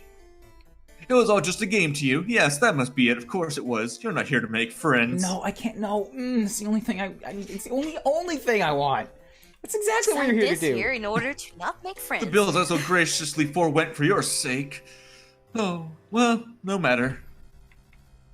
You can expect a very hefty invoice to arrive via email. Okay. As soon as I finish typing it up. As soon as I finish typing it up. No, please, no. It doesn't have to end this way. You were just trying to secure another friendship. He knows how it goes, right? Saying you're doing anything for a bit of social gain. Oh, but of course. And I would be very happy to continue our business relationship in the future. Once I've been reimbursed in full for my time and expenditures. I'm not signing that. Farewell. He ends the call and his face disappears. The friendly little whew sound that Gripe makes cannot possibly underscore the finality and tragedy of this situation. Your heart truly is broken. But at least you can trade one friend for another, right? Now that she's seen what you're willing to sacrifice for her, surely Torona will... Torona? Oh, shit, at some point while you were distracted, she made a break for it. Now you're left with naught but a hefty fine and an ache in your chest where friendship used to be. Oh my god. We have to just give up Dizzyus. It's the only thing. She just went like, oh! Yeah, she bailed. She was out quick. It's gotta be Tizius. She runs a tight, if sleep-deprived ship. You'll give it a good try, fail to find anything useful, and Torona will appreciate your attempt. Plus it makes sense because the other two are more loyal to the Empire, while the last one was trying to make a new justice system. Right, so but that's the point, is I don't want to give that one up. I don't want to go looking for stuff in the one that probably has the stuff to find. Tizius is actually cool. Listen! And needs sleep. Guys, in a dating game, it's not about what you want. It's about what the other person wants. But we're not dating anybody. We just want friends. And it was just established that friends can be lost, and that's a game over. Exactly. And you don't want to lose them friendship points. I don't want to lose Tizius' friendship points. That's what we're trying. You're missing that. I don't give a fuck about Torona. Well, she won't know if you're missing friendship points if she doesn't know you betrayed her. Ooh. Stop. Theseus, huh? Yeah, she's got that vibe to her, you know. She talks a lot about improving the justice system, and what kind of person does that, huh? A rebel synthesizer, that's who. The Alternian justice system has worked just fine for hundreds of years of sweeps. The only person who ought to be proposing changes is Theresia herself, but obviously there's nothing to change on, or should do? She'd have. She would have. She'd have. Oh, she'd have done it already. I'm sorry, I'm not good with my Alternian. Anyway, this is Teasy's door right over there. So why don't you start working your magic? An idea comes to you. You start tapping away your phone, much to Torona's chagrin. Hey, buddy. We're trying to break into somebody's office. There's no time to play Flappy Talon's creature. You explain you're just looking her up to consolidate information and improve your chance of guessing her password. Whoopsie! Sorry, I'm just a little antsy here, I guess. Carry on. Turning to the keypad, you start inputting your guesses. You try the birthday listed on Tizius' Chitter profile. Nope, even the name of her mate sprite doesn't work. Then something clicks. Everyone expects a long, complex password, right? You try just 2 paltry digits. 69.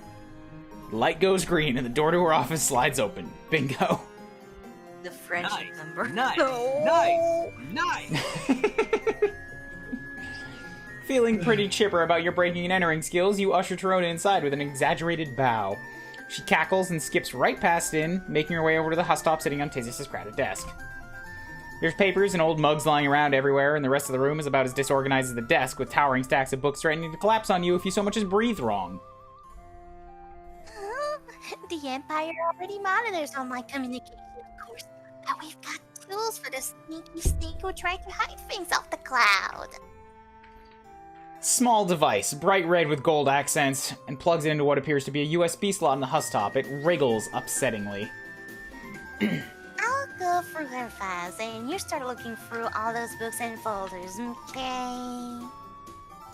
You offer a thumbs up and turn your attention to the absolute massive pile of literature that is strewn throughout the office. You're not really giving it your full effort, hesitant to pry into Tisius' stuff, but you get the sense that she isn't hiding anything here anyway. Behind you, Tyrone is clicking through folders on the husktop, the exasperation in her voice steadily growing. Useless school foldering assignment. Copies of court transcripts. A bunch of nudes. It's all just normal teal stuff. There's nothing incriminating on her at all. Where's she hiding it? You need the nudes to, blackmail and twist people. It's for legal purposes. Nah, listen, nudes is actually common currency among teals. I don't know. Why am I saying that? You're probably not wrong, to be fair. Also, why does Tisius have just like framed paintings of gavels? Because she's a sucker for law. Yeah, why not? I don't know, I'm more wondering what's up with the salamander and a globe on her desk. How the fuck does she know about those? What, are salamanders supposed to be some sort of That's rare something you're stuff? gonna have to learn. Okay. Why We'll did get you? to What that. the hair? Where did you? Why did you just right angle on the screen? Rhoda pulls away from the Elbow husktop drop. and dives into the stack of books with the gusto of a small child in a ball pit, rifling through pages as quickly as she can. It isn't long before she gives up that pursuit too, emerging from the pile in a shower of loose pages. Ugh. I can't find any evidence of wrongdoing anywhere. No hidden folders on her desktop, no scrap, no secret stash between the pages of a book. She stomps back and forth, pacing around the room and scratching at her face absentmindedly. Maybe there just isn't anything to find. Is it that so bad? Yes! If she's not bad, it's super bad. Ugh. Look, see. I'm not big and I'm not strong. And even if I get a growth spurt when I'm older, it won't change that I don't like to fight. That's just not what I'm cut out to do. I'm a thinker and a listener and a talker. Agreed. Look, I'm a talk. On the last one. Exactly. You get me. Knowledge is power, and the only kind of power I'm good with. It's the only kind that'll keep me in the game. Everyone's gotta play nice and get off my cases because they know I've always got the dirt. But all those shifty, crafty teal jerks keep me trying to hide all their secrets from me. I'm gonna be hooked if I can get on over them. I don't know, it sounds like maybe you're just kind of bad at this. Maybe you should give up. Tarona yanks at her pigtails and slumps down against the wall, looking as frazzled as ever you've seen her. This calls for a pep talk. You sit down across from her and offer a gentle smile. You know where she's coming from. When you came here, you were a mess. You still kind of are. All you had was your guts, your mind, and your goofy charisma. You've been blundering your way across the planet, but somewhere in between all the blundering, you made friends. You got skills. You figured out how to keep surviving, even when it seemed impossible. And if you can do it, she can too, and you don't actually believe any of this pep talk, you hate her guts, but you have to. Sure, she may not be as big because you have an addiction. You see somebody vulnerable, and you're just like, I can twist and abuse this for the sake of my own dopamine receptors. Friendship. And then I'll abandon them and I'll never talk to them again, but I'll get to tell myself that I've got a new friend. You know what? Fuck you. She may not be as big and strong as she'd like. She won't always win. Sometimes there's going to be days like today where she doesn't succeed. But she got this spark in her. You can see it. That tells you she'll be just fine so long as she keeps her head up and tries to hang in there. Like a small, struggling kitten. Yeah, sure. Pep talk, the propaganda, and the person that wants to keep a justice system that is unfair. Sure, let's go with that. Tarona perks right up. Your motivational speech game is really on the ball lately. Yeah. You're right. This might have been a bust, but I sure ain't. I've already got all kinds of connections and pals and skills. I mean, the guy I run those errands for, he says I'm one of the smartest and cleverest steals he's ever met, and I'm really mature for my age, and... You know what, I'm starting to think that guy is not actually Malik. That guy is probably Zebra. Guy's probably a scumbag. Probably. Hi, Tizius. Oh! Oh, hello, lady. Hi, how are you doing? You never find out what else he says because you're interrupted by the sci-fi whoosh of the office door opening as Tizius steps through. There's a long, awkward pause before she raises an eyebrow at Torona. She's clearly the one in charge of this room now. She made it. Made me do it. Now, just what in the hell are you two doing in my office? Torona begins a stammering response, but Tizius jerks her head towards the door. Yeah, I'm gonna need you to get out right now. And she turns to you. Not you. You stay. We've got things to talk about. We need to have a chat. Fuck you, I don't chat! Alright, so Tizius has just taken over somebody else's path now. That's fair. That's fine. Torona The flashes good you ending. a terrified look before scurrying out of the room, doors sliding shut behind her. Tizius glances at the door and then pulls you towards the most secluded corner of the room, where books are piled so high they practically reach the ceiling. She speaks in a low, hushed whisper. Good idea, because you bet a troll buck or two that Torona's listening outside the door. Hey, so... That was some good thinking texting me as soon as you got your palm husk back. I figured it was something like, hey, I gotta do this because I have an addiction, but, here's a heads up. Come and stop me. Yeah. Come and stop me. Help me. You shrug humbly. You're getting good at leveraging your bountiful stockade of friends. I wonder what she thinks I'm gonna do to you. There's a lot of rumors about me. Most of them untrue. As it goes with rumors. But when you look as tired as I do every day, trolls whisper. She chuckles lightly and takes a sip of water before sighing. I can't believe she thought I'd ever be dumb enough to keep incriminating documents in my office. She must be getting really desperate to prove herself. This is exactly my point about how fucked up it is here. I buy it. Everyone Me trying too. to climb over each other out of the muck and pull the rest down like shell scuttlers in a seafood storage device. You're not supposed to be listening. Back! Back, you foul beast! Poor girl. She thinks she's got everyone in the palm of her hand, but she's being played as much as any of the rest of us schmucks. You feel like sighing might as well be Tizius' second quirk. But you've already heard enough from me all about that. Go pretend I chewed you the fuck out or something. I need to reorganize all this shit now that you've ruined my old system. Her office looks far better organized than it did when you walked in, actually, but you're not about to split hairs over it when Tizius just bailed you out of a potential disaster. You thank her, give her a quick hug, and then slip out of the office. Torona nearly falls over herself, stumbling away from the door where she was clearly trying to listen in. Whoa.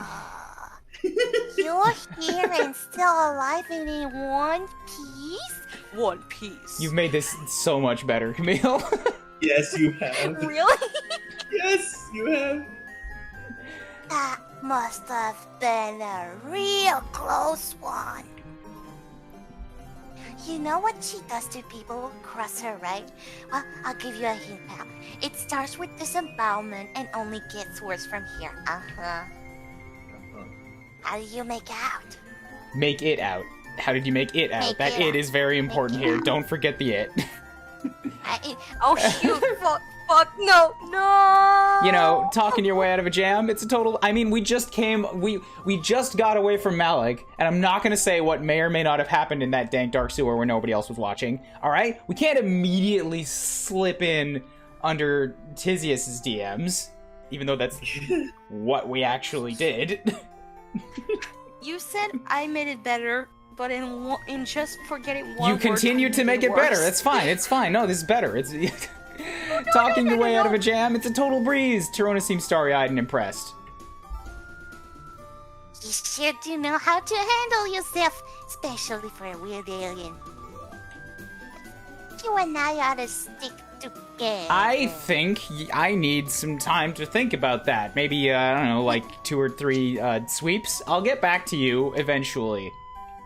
But the Ubu swear never wears. Technically, you don't owe me anything anymore, but us little people work best in numbers, right? Even though I'm technically a tail, so I'm not that kind of little people. But you can use a friend like me. You smile, basking in the now familiar glow of camaraderie. Yeah, you can use a friend like her. And you think she could use a friend like you too, maybe. And there you go, you did good. You did good. I don't feel good. Good. I don't like being friends with a propaganda minister. Makes me feel dirty. All right, Would you rather be enemies with a propaganda minister? I need another bathroom break before we go back to this awful color. I'm excited. We can handle the thing together. Don't worry. I'll be back in a moment.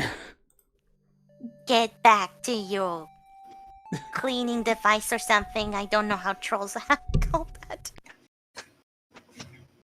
Trolls are weird. Maybe. Yes, Calvin, that is the one we're about to talk to, and it's going to take forever. Hold on. Oh, yeah, thank you. Yeah, I think Ryan took care of this, or maybe somebody else. It was Ryan. I actually didn't even see them. Damn, that was fast. I was watching this on my phone, so I just noticed that it happened. You were like, you guys were like, it's 2 a.m., currently 3 a.m. here. And you guys are just like, yo, you should come, Camille, come on in, because we need somebody to make a voice. and you agreed. And I'm gonna fucking regret it in the morning. Well, thankfully it's the weekend, and hopefully I don't make too much noise because I don't want to wake up people. I mean, if you do need to go to sleep, if you want to go to bed, you're free to. Don't feel like you have to stay up for us or anything. Like, we asked if you wanted to come on, but we're not like here being like, oh, come on, Camille. It's not. I kind of want to stay in at least to, if Brian agrees, of course, to make a, a bitchy Karen voice.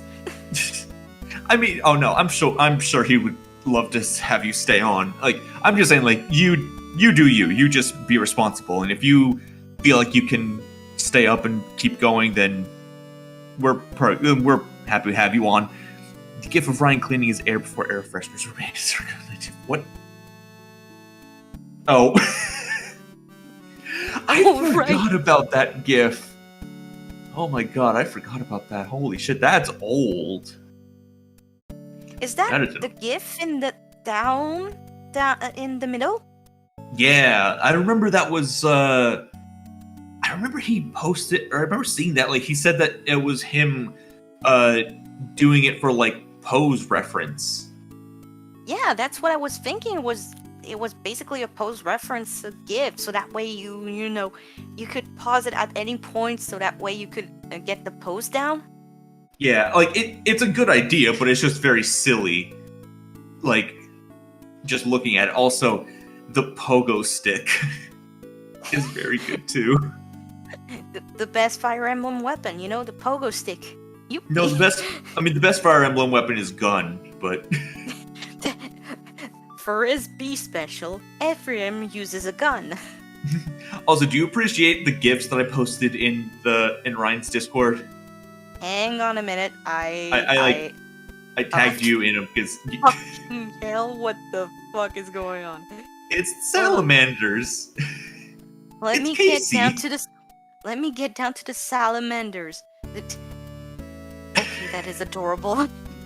Yeah, Casey is very adorable. Look at his fucking salamanders. I don't know why, but that reminds me of a Monster Hunter animation. The little monster that goes into a ball and that always fucks you up, apparently, in a previous Monster Hunter. Always goes into... I don't know. I Vol- don't remember what was it called. Volvidon? Hold on. Let me see if I can find it. Monster Hunter animation. Like my friend is like, I know that one. Fuck that one. No, it's a small monster. Yeah, it's a small monster. It's a baby monster. The monster of them all. The worst monster of them all by Terminal Montage. Conchu? I think? Apparently it's Conchus. Because I'm not knowledgeable on Monster Hunter, but apparently I'm good enough to fucking do the final boss of Monster Hunter Rise alone. When we're trying to do it at a cinema free, we all fucking die. Because I was holding you back, but when you were by yourself, you were perfect. That's what was happening. Excuse me, sir. I'm the one holding everybody back. You can't just say on stream that I'm absolutely perfect. I'm not. Fuck you. Shut up. Shut up. Fuck you. Fuck you. Fuck you. Fuck you. Fuck you. Fuck you. I need to get back into Rise. Didn't the newest update come out recently? I think. What? Hold on. Well, now you got me thinking, and that's a dangerous habit of mine. Monster Hunter Rise update.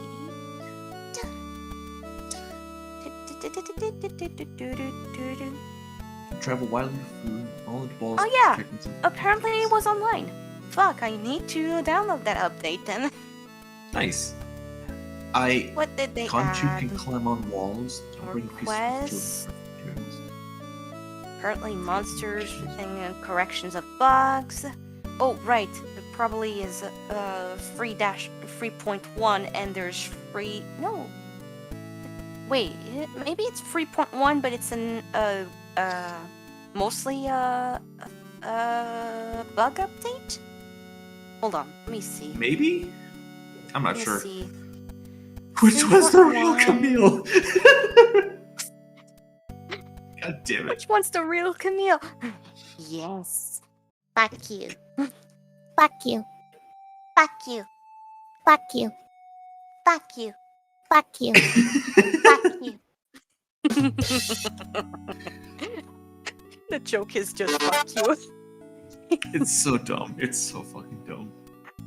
Fuck Slovenia. Oh god. Smaller one, mostly event quest additions over time. Oh, okay. That makes sense. Yeah, I was thinking that it was more of a bug fix update than a major update. Otherwise, we would have more news about it. What exactly makes Conchu so bad? Like, I still have the page up. They don't look that bad. They just look like little bugs.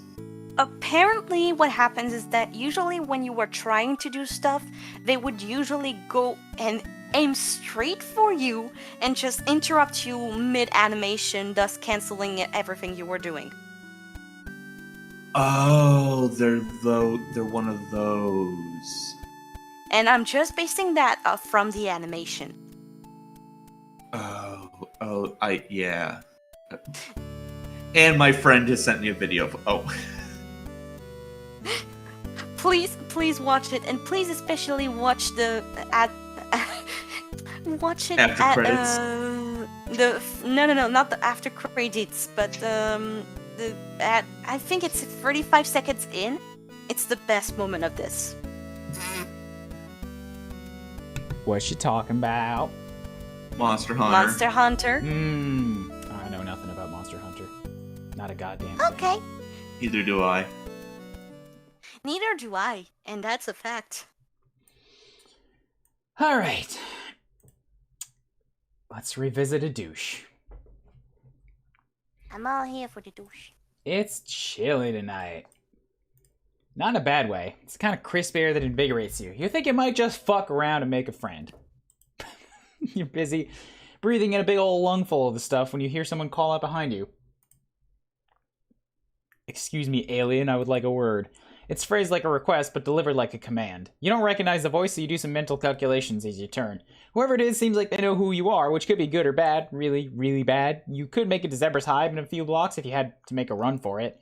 It's not exactly a place you'd like to take Sanctuary, so you figured the risk of talking to this mystery troll is worth it. By the time you've rotated around to face them, you've got a big friendly grin on.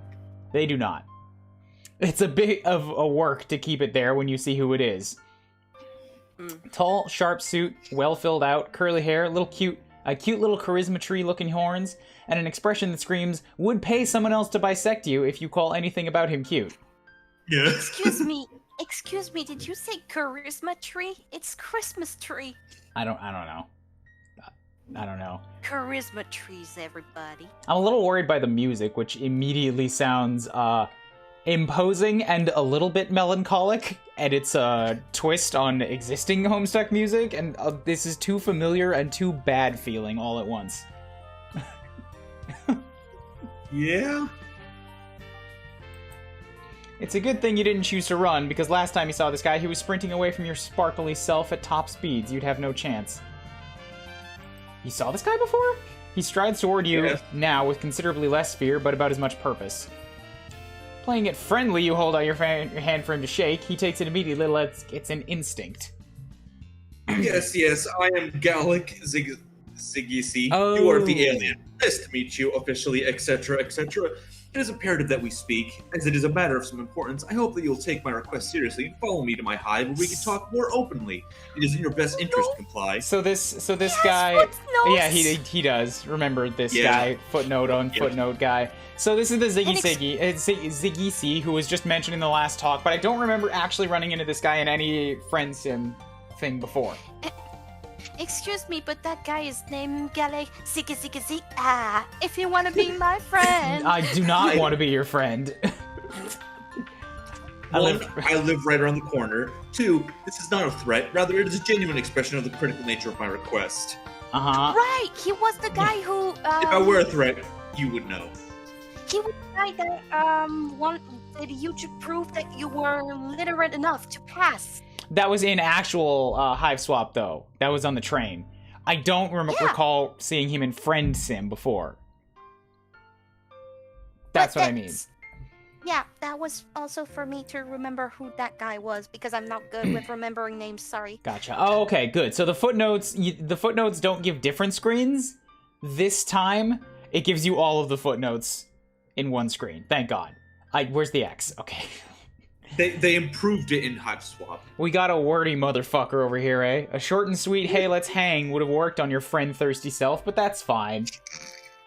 You don't have anything else to be doing, so why not follow this pushy high blood back to his house? Wonderful. This way. He stays true to his word and doesn't say anything else as he leads you towards his hive, but you watch the way he clenches his teeth and flicks his eyes back at you as you walk. He's about to explode holding it all in. You walk a little slower just to bask in the need emanating off him. Still dizzy with the feeling of having your presence wanted so badly, you trip a bit heading up a wide flight of stairs, and there are a lot of them. Jesus, he could have warned you at least. I tried to warn you about the stairs, bro, but you didn't want to listen. You look up as you pull yourself to your feet. The stairs lead up to an old stone building, covered with ivy that creeps around some pointy-topped windows and up the tops of turrets. It looks like the type of place a crusty old professor might walk out of, followed by a flock of khaki-clad rich boys. Hey, we rich boys, coming down. The door opens with a creak. You do not hear anyone debating the difference between a movie and a film in there, but you do hear... bleeding? Sounds reasonable. Once inside, Gallic beckons you through the foyer and into another room, this time unlatching what looks like a very tall metal baby gate to let you both in? He checks the latch twice after he shuts it and then gestures to a pair of studded high-back chairs on either side of a fire.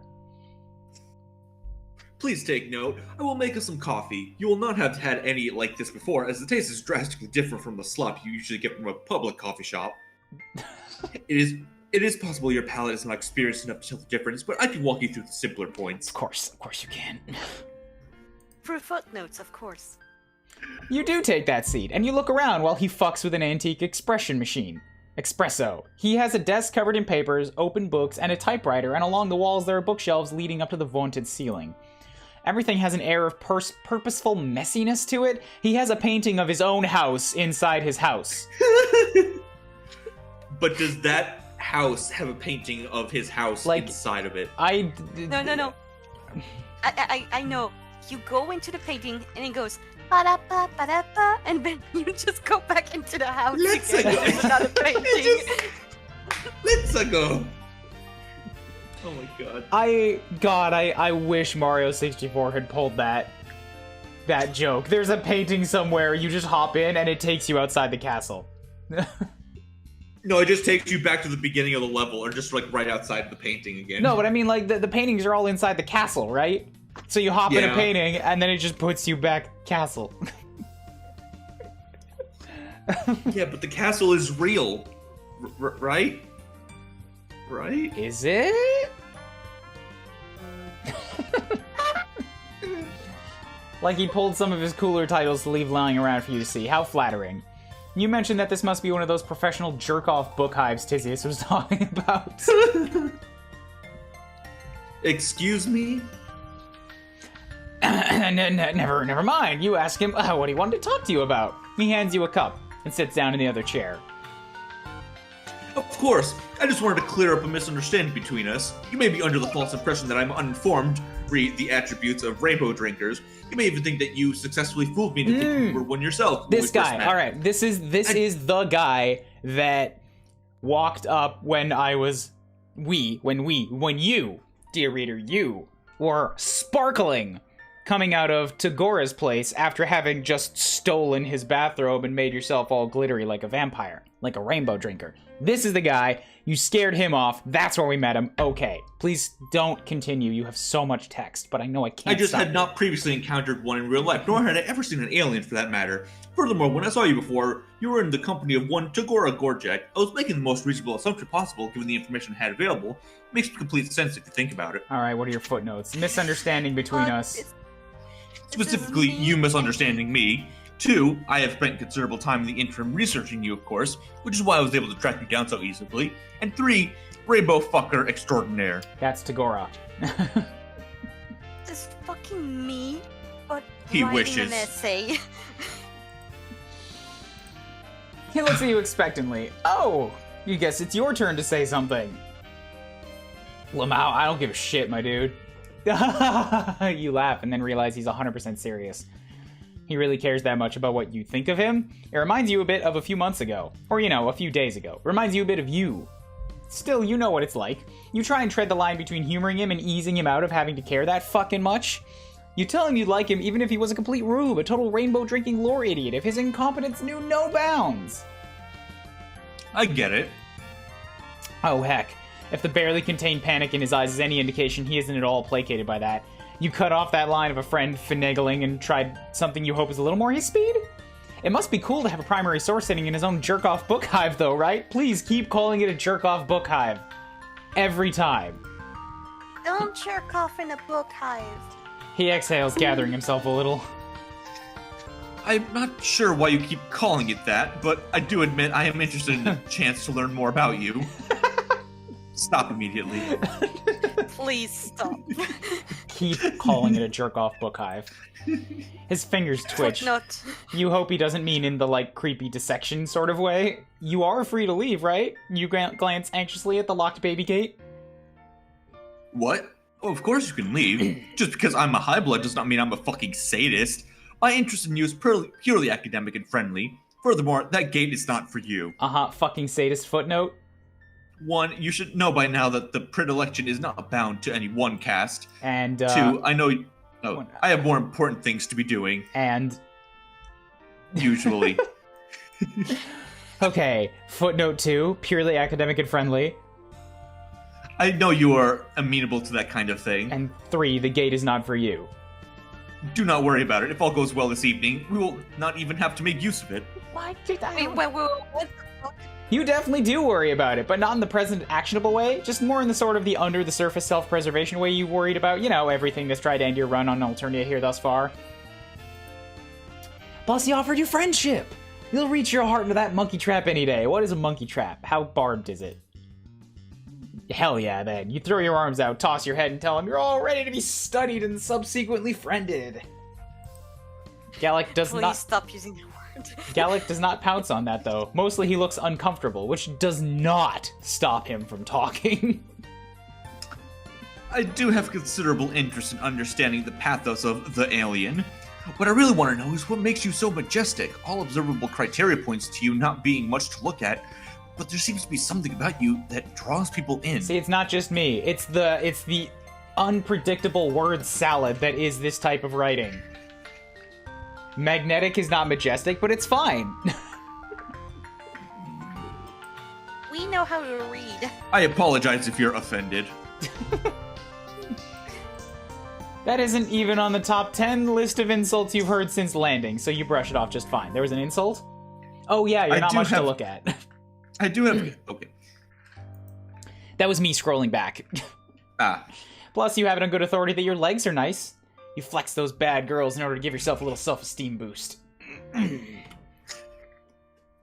I was wondering if you'd had emissarial status, but the more... or emissarial status, but the more I learn about you, the more difficult it becomes to make any sense of your plans. Accounts of your activities contradict each other at almost every turn. You're either the most suave and well-connected plenipotentiary I have ever heard of, or you're running around with no clue what you're doing and somehow works out for you anyway. I am strongly leaning towards the latter, especially after this meeting. For example, what the fuck are you doing with your legs right now? Is that supposed to be impressive to me? No, just I'm to doing me. my mating dance. This is just for me. Take your gander peepers off of these things. This is me time. I'm doing my friendship dance. Look at them friendship. You mean it's worked before? A low, frustrated clicking rumbles in his throat. He puts his coffee aside and crosses his legs. Yo, what are you doing right there? You flirting with me? Keep those legs still. This is the sort of thing I am talking about. I know all about your antics, leg-based and otherwise. I just cannot work out what the draw is. Why do people like you? Fuck. No. Don't make me identify with you. This is how I feel about memes. But you're not a meme. Like, Again, you no worked offense in the intended. And if you feel that way, that is on you. I'm just trying to understand. He seems pretty fixated on this. You wonder if perhaps he has some hidden reason for wanting to know why other trolls might be into your freaky little self. Some sort of personal interest in another troll's friendship decisions and inclinations and interests. Just, you know, maybe? You wait for him to blush, but he doesn't. He does start talking very quickly, though. First of all, I do not know what you mean by that. I did not base my self-worth on anything so external. Hypothetically, if I did happen to be invested in what someone else thought of me, I would not tell you about it. Furthermore, just because I'm not a freak does not mean that I don't have desirable traits. I tried to click the footnote, but instead we got a goat. You would probably just tell him anyway. Tell him. He is interested. By him, I mean any hypothetical mutual acquaintance. Oh, fuck, he countered for that. Hi, goat. You think he's probably gonna keep going forever, but now that he started letting it all out, but there's a sound behind you that shuts him the fuck up. You both turn to see his Lucis, a big scruffy goat, gently headbutting the baby gate. It looks extremely friendable. Feed the beast! As much fun as it is to get monologued at, you opt for a change in pace and ask Gallic if this goat is a good boy.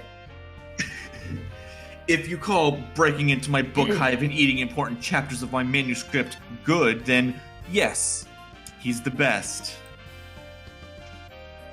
It's in the pre-novel phase, if you're wondering. It's more of an experimental word rumpus. I'm not interested in that. To be fair, raising and providing for me also makes his presence in my life a net positive. I am best boy. He sighs when he says it. It's a mix of frustrated and fond. You pull an apple-adjacent fruit from your hoodie pouch. You never know when you might have to spend the day hiding in an alley, so pocket snacks that don't make you puke are extremely useful. You figure you'll give it away to the good boy. You offer it to the Lucis, and he uses his teeth and tongue to pull it through a hole in the gate. Nice. You don't have to have a crisis about whether or not you should let him in the room, because once he swallowed his snack, he trots back down the hallway. You mosey over towards Gallic, plop back down in the chair, and let him know you're ready to get this fact exchange party started. Again, you wonder to yourself what kind of information actually exists about aliens. You mean humans on Alternia. The fact that you started thinking of yourself as the alien is mostly fine, you figure. It's what the trolls vibe with, which is what you're all about in the end. But it could be cool maybe to hear about the history of humankind from their perspective? You've been curious, and if anyone would know, it would be this fucking nerd. So you ask. There's absolutely nothing. I've read all kinds of reports on other alien races, of course. I can pull those for you if you would like. As for your species, I can confidently say that there's no recorded history of your kind on Alternia. Alright, footnote 1. What other alien races do you got? If what you are after are bloody accounts of the destruction of entire species, or painstakingly detailed logbooks of resources taken from various planetary systems by our forces, and if it existed, I would know about it, the economics involved would probably go over your nug bone. Oh. Cool. Colonialism and capitalism.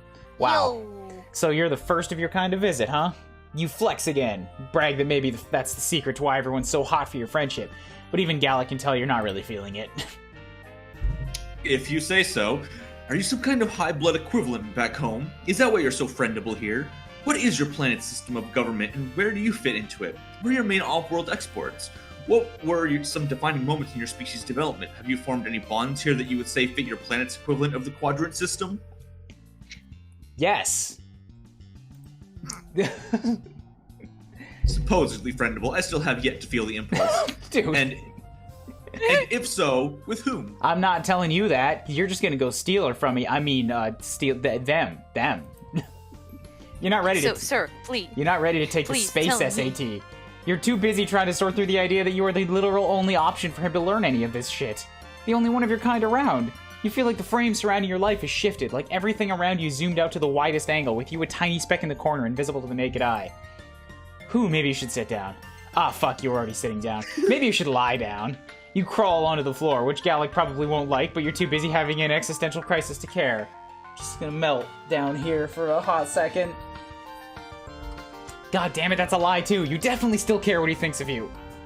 This isn't the first time you felt overwhelmed by your situation since you landed. It isn't even the 100th, honestly. It's just, you kinda always had a back pocket assumption there'd be some way out of this.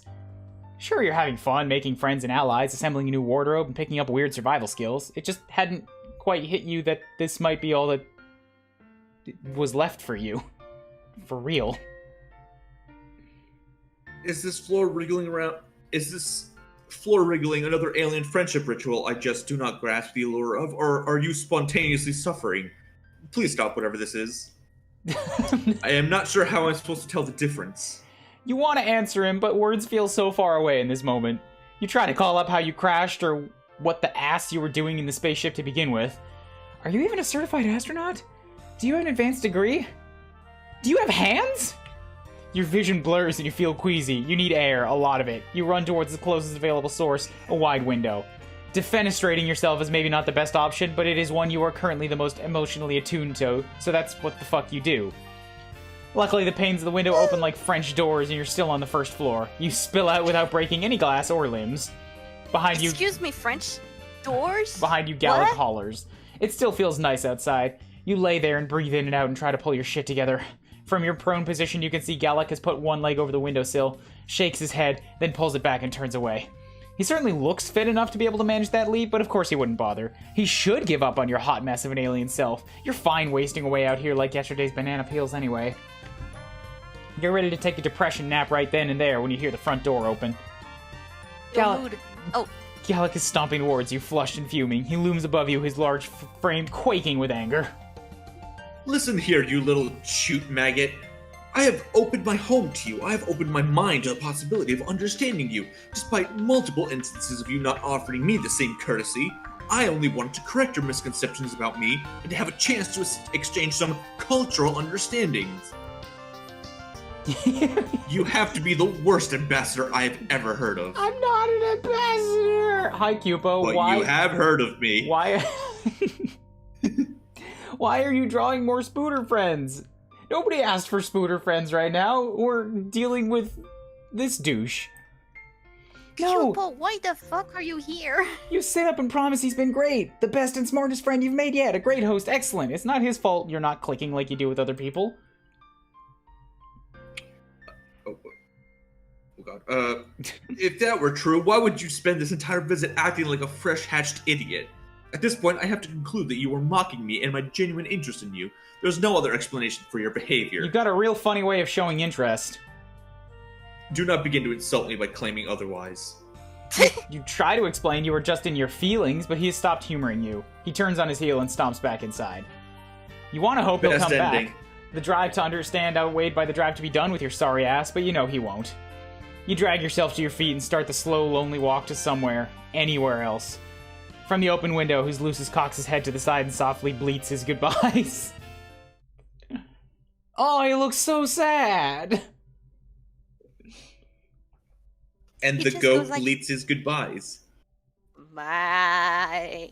I'm here because I wanted to remind you about Jumping Spooter Friend. I am not forgetting about Jumping Spooter Friends. Like, they have been impossible to ignore. They show up in my room like every damn day at this point. Hey, there's the stairs. Yeah. You've been finding a lot of these. I've been finding a lot of good gifts. Oh boy. Oh boy, howdy. Yeah, go check out the gift submissions channel.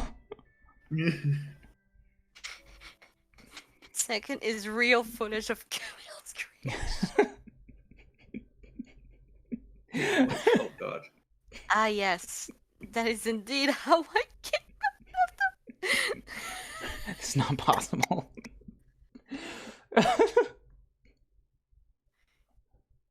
All right. I forgot what Hiveswap was. Hiveswap is a hot mess, is what it is.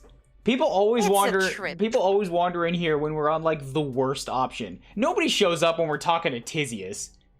Or no, Tizius was awful. He's a worst option. Nobody ever shows up when we're talking to Lysandra. That's what it was. Or Lynera. That's what I forget. There's so many names. When we're talking to the good ones, they always walk in when we're talking to the awful ones. And you're like, oh man, this sucks. And I'm like, I know! It's part of the package. There's good ones in here. So feeding the beast just went down a very poor trek.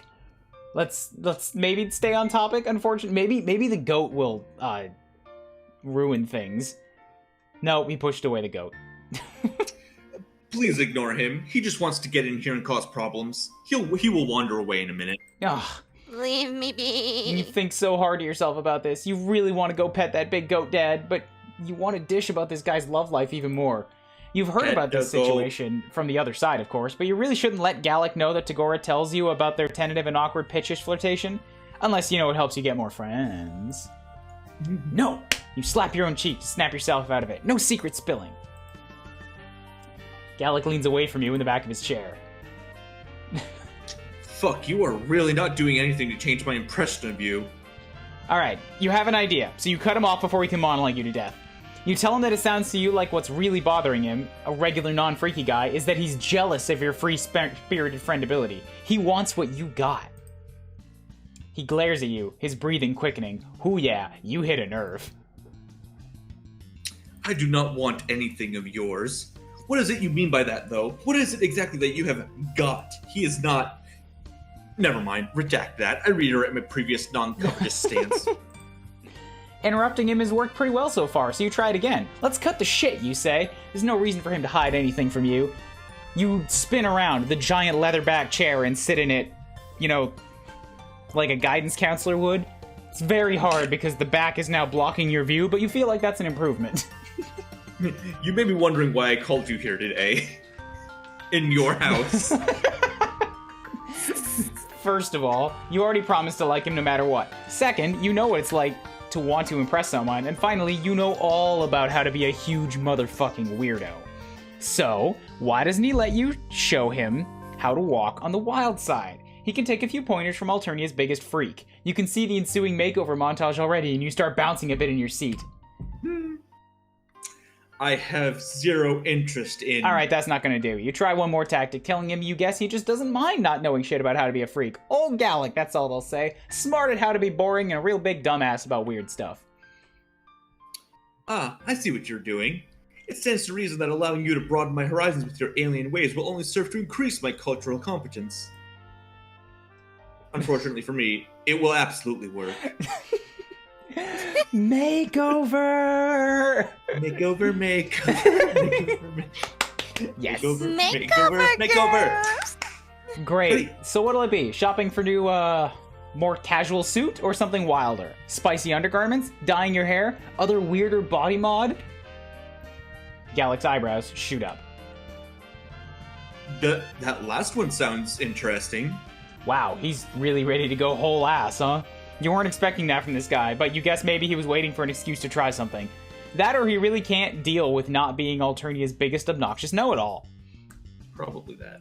Go big or get cold, as they say. That is probably what they say. Huh. Anyway, you can't wait to get the show on the road. You tell him you even know a guy that can probably help him out. Will he be discreet? I'm willing to leap into this, but I do need to protect my privacy, of course. Oh, yeah, for sure. You mean, like, probably. His brow furthers, either your continued interruption or your hesitance, so you waste no more time and whip out the palm husk. Gotta pull up that secret gripe profile you got Malik to make so you can keep in touch and call him up and, you know, just secretly pine a little bit. What's up, Robo Buddy? You get right to it and you tell him you made a new friend who's looking to get a new hole put in him. Behind you, you hear Gallic choke on his coffee. His name is Snake Bites. I like that. I like their names. Artistically, an aesthetic hole.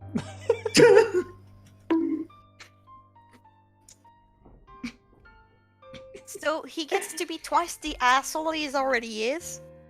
Well, he'll have twice the assholes anyway. Gallic shrugs weakly, his eyes still wide. Or something similar. Hell yeah. Anything for you, bud. Malik's eyes dart from your face to the room behind you. You're not sure how much he can see through the screen, though. My gear is easy to pack, so it'll be over soon. I'll bring options. You start giving him directions, but he stops you. Don't worry, I know exactly where you are. Of course you do. Your palm husk is low-jacked. Oh, okay. I thought you just knew this guy. Alright, cool. Figured you'd be cool with that. See you soon. So did he just do all of his own piercings then? I guess? Huh. Damn. Malik hangs up, and you grin at Gallic to reassure him. You are suddenly, a little weirded out at how similar their names are. This sure seems like a manageable situation. He offers you more coffee, which you take because you're a polite guest. Man, can you give me some more coffee? I'm all dry. Coffee's not real. Gallic starts ideating on his small leather-bound notebook, so you mostly watch, listen to him explain the brainstorming process, take sips, and wish the goat would come back. Eventually, you hear soft footsteps approaching. Unfortunately, it is not the goat. Gallic jumps when Malik opens the baby gate. How did you get in the front door? I hacked it.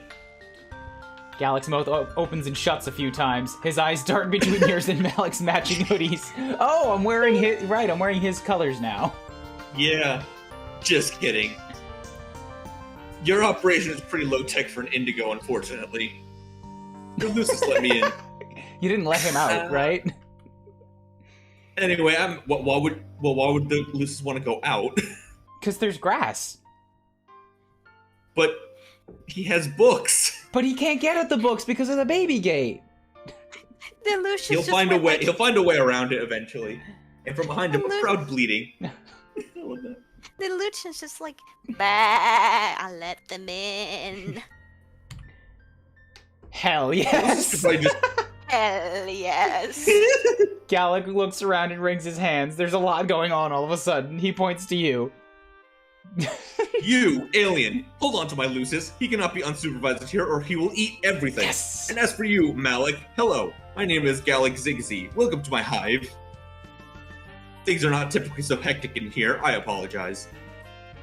That is not a problem.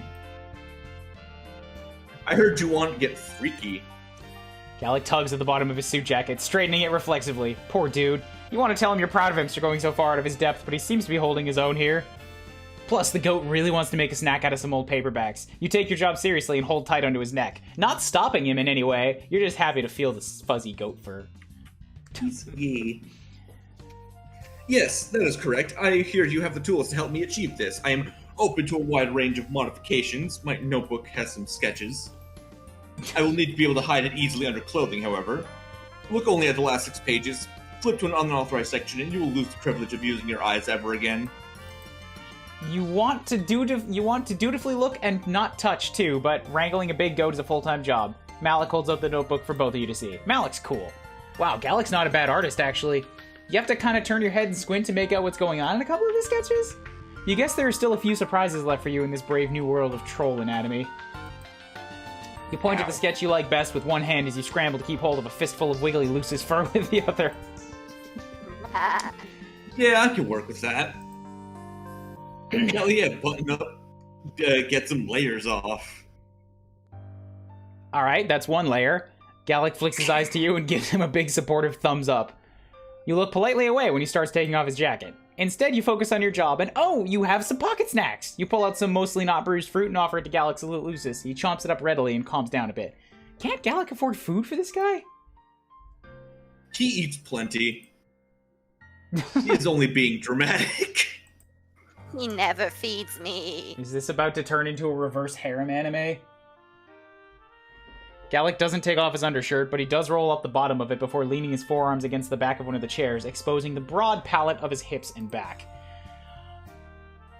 That design does capture an ineffable facet of my core self. It's a tattoo, okay. Okay. Get going on it. I assume I do not need to spell out any potential consequences if you stray from the artistic vision, correct? What was the footnote? Before I change my mind. Alright. Malik rolls his eyes and pulls out a tattoo gun. It looks mostly how they do it on Earth, but with a stripe of greenish, almost biological light. I can't believe you convinced this dude to get a fucking tattoo. It's amazing. I feel like he already wanted to. He just needed an excuse. Yeah. Don't worry, your blood color is crystal clear. Gallic winces at the first press of the gun to his skin. Or maybe it's lasers? There's a glow happening back there. With the Lucis sated, you're free to see what's going on, so you climb into the chair Gallic's leaning against the back of, and peek over to watch. So what's the deal with this anyway? Calvin wants us to read footnotes as you finish the sentences, so I guess I'll open them immediately. Yeah, okay. Tattoos don't seem much like your vibe. There's no specific reason, I'm simply fleshing out my worldly experiences. Intense physical pain for one, though I'm able to bear it. Attaining visceral knowledge of a new kind. He's checking something off from his bucket list, you helpfully add. He flushes bright blue and jerks backwards, screeching like you haven't heard since you first met and traumatized him. Oh boy, you have no idea how, but that was apparently extremely the wrong thing to say. Oh, god damn it.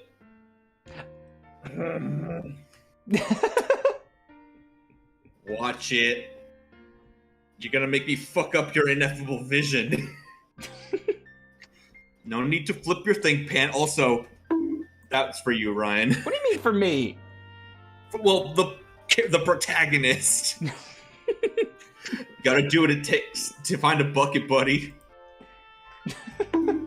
I've been there. Gallic stares decidedly. Go ahead. Does Bucket Buddy mean something else in troll stuff? Let me answer that. No. There's an answer. There's an answer to that. There's a long and very difficult to explain answer, but let me just basically put it that anytime you say bucket, everybody gets a little flushed and wants to stop talking about it. Does it involve the quadrant stuff, or is it more of a biological thing? Let me put it this way: buckets are an integral process of reproduction. For we're not between characters, so you don't get a full question right now. Gallic stares decidedly into the middle distance as he breathes in and out and repositions himself against the chair. That is extremely not what this is about. I am perfectly capable of fulfilling my propagational duties. Thank you very much for your vote of confidence. This is not a thing I have to do, it is something that I want to do. There's a significant semantic difference here.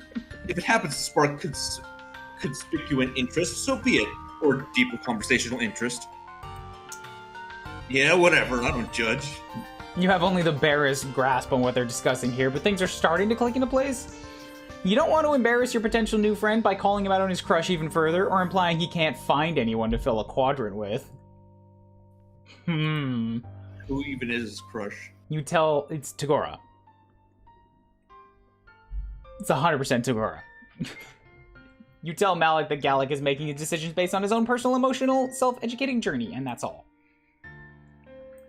Yes, that is the heart of it. Exactly. Thank you. He smiles at you, and it's very crooked and stiff on his face, like he hadn't expected to put it there. You smile back and place your hand on top of his, white-knuckled against the back of the chair. He winces in pain only once more before Malik steps back, tilting his head to admire his handiwork. That'll do it. I'd like to point out that getting a tattoo is actually like a multi-hours long process. So maybe he's got a special fancy laser. He rolls his shoulders, twists his body around to check his new ink. Satisfied, and turns around and extends his hand to Malik.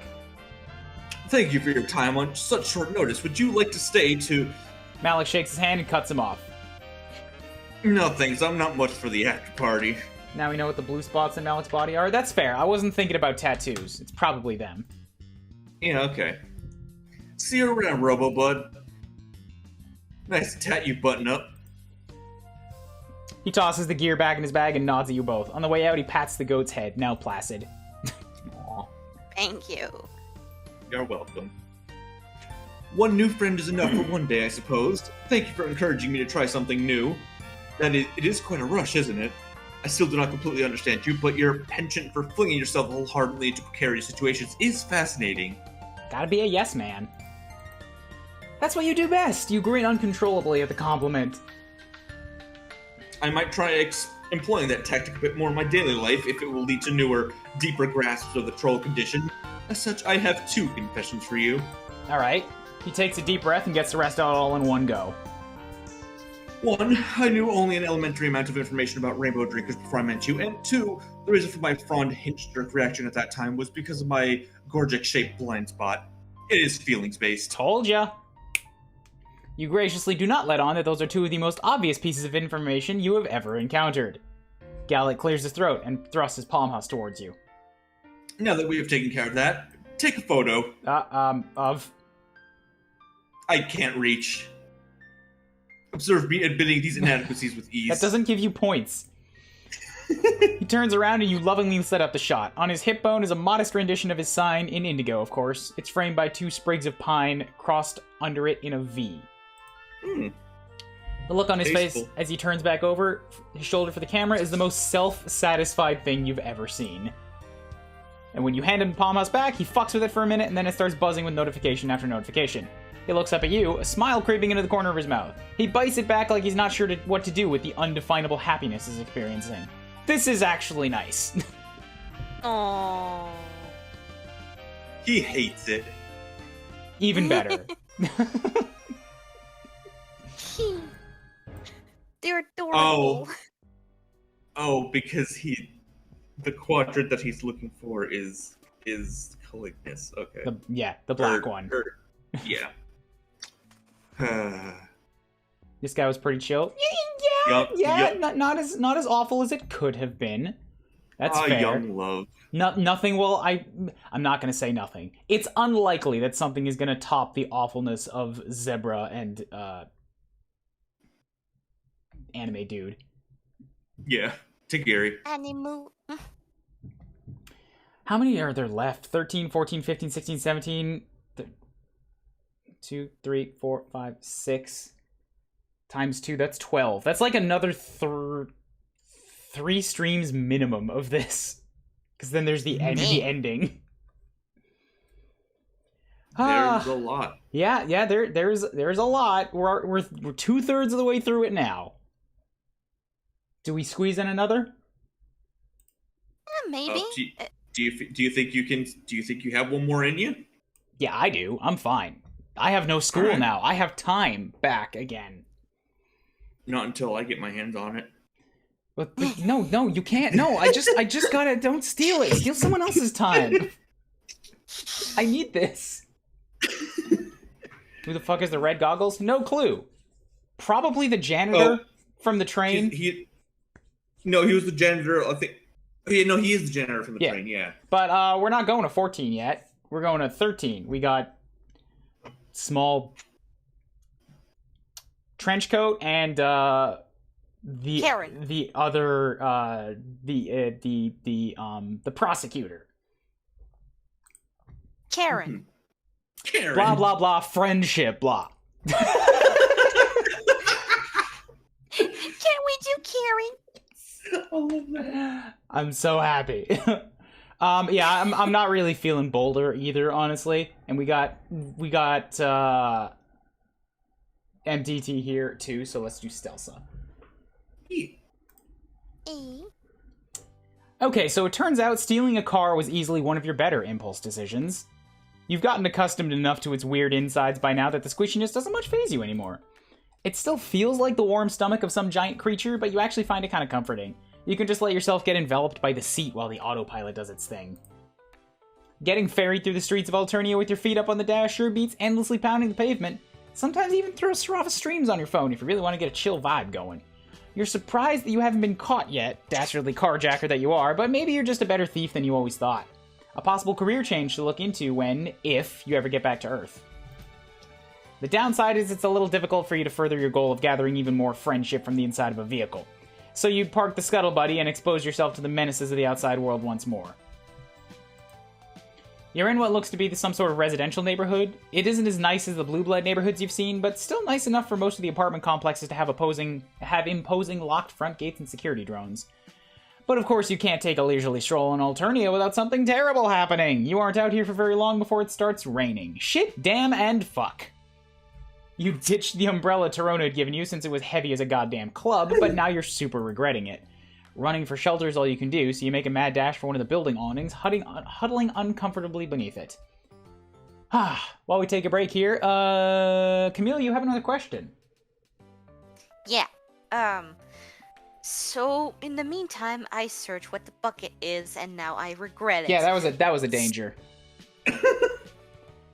I know now that it is basically an anti-condom. So, no! Maybe something that I can eat. What a more. great description for it! So, actually, it's more about the quadrants, because I still haven't much understood what the quadrants are. Other than more of the relationship between the people. There's a love one, there's a rival one. I'm still stumped with the system. That's very hard to give a brief description. I can give like a quick overview of it. The easiest way is that you can think of them like the suits of cards. Hearts is like the love quadrant. Diamond is like the friend quadrant. Spades is the rival/hate quadrant, and then clubs is the most complicated one because it's like the two people, like it's like a 3 people relationship where one person is a mediator between the two. That one is a little bit hard to understand, but that one is like, yeah. Otherwise, the other 3 quadrants are just like love, friend, and hate. Okay. But it's like a love-hate. Yeah. Okay. It's rules.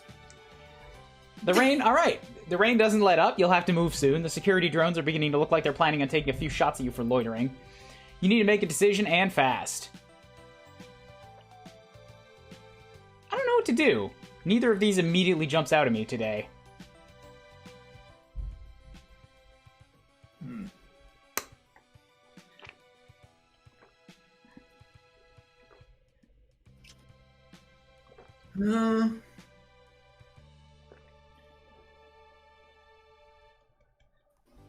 Well, I feel like if you get back to the scuttlebutt, it just kind of ends the story, but I don't know. Clubs is when one of your friends keeps you from going into an unhealthy spades relationship with someone else. Yeah, there you go. Okay.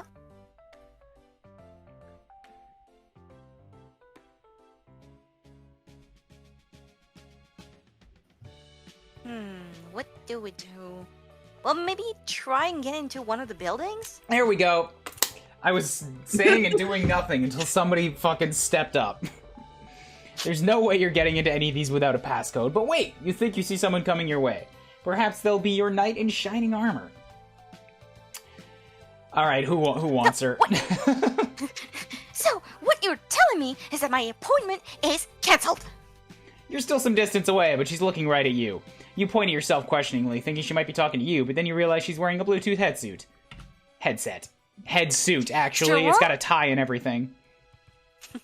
Jerome used to be so on the ball. Remember the time he gave me a full-prong beautifying procedure right after that high blood ripped his arm off?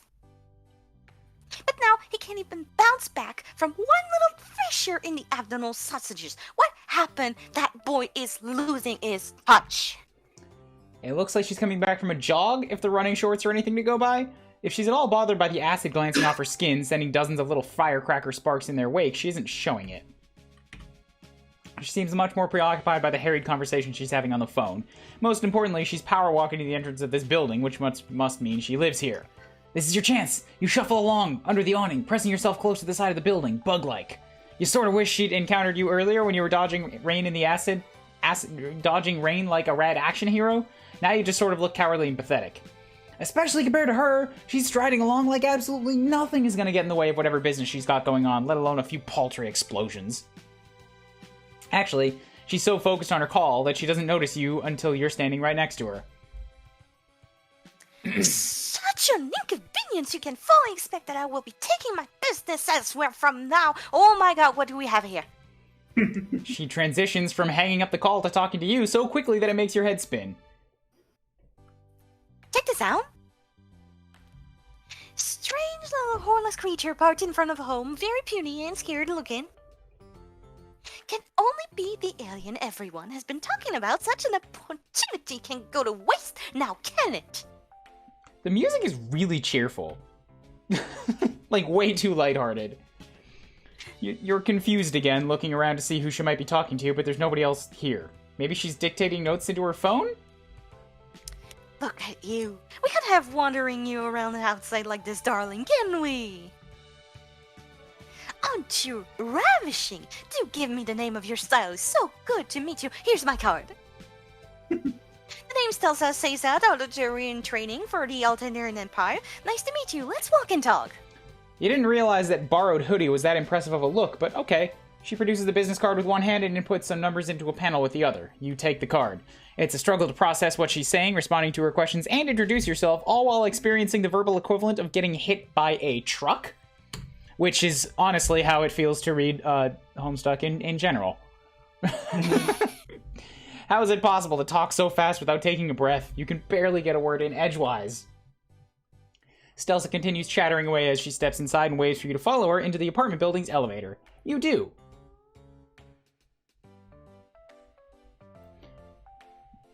So tell me, do you run any business on your planet? If you do, I would be more than happy to offer my services. They're very efficient and affordable, I can assure you.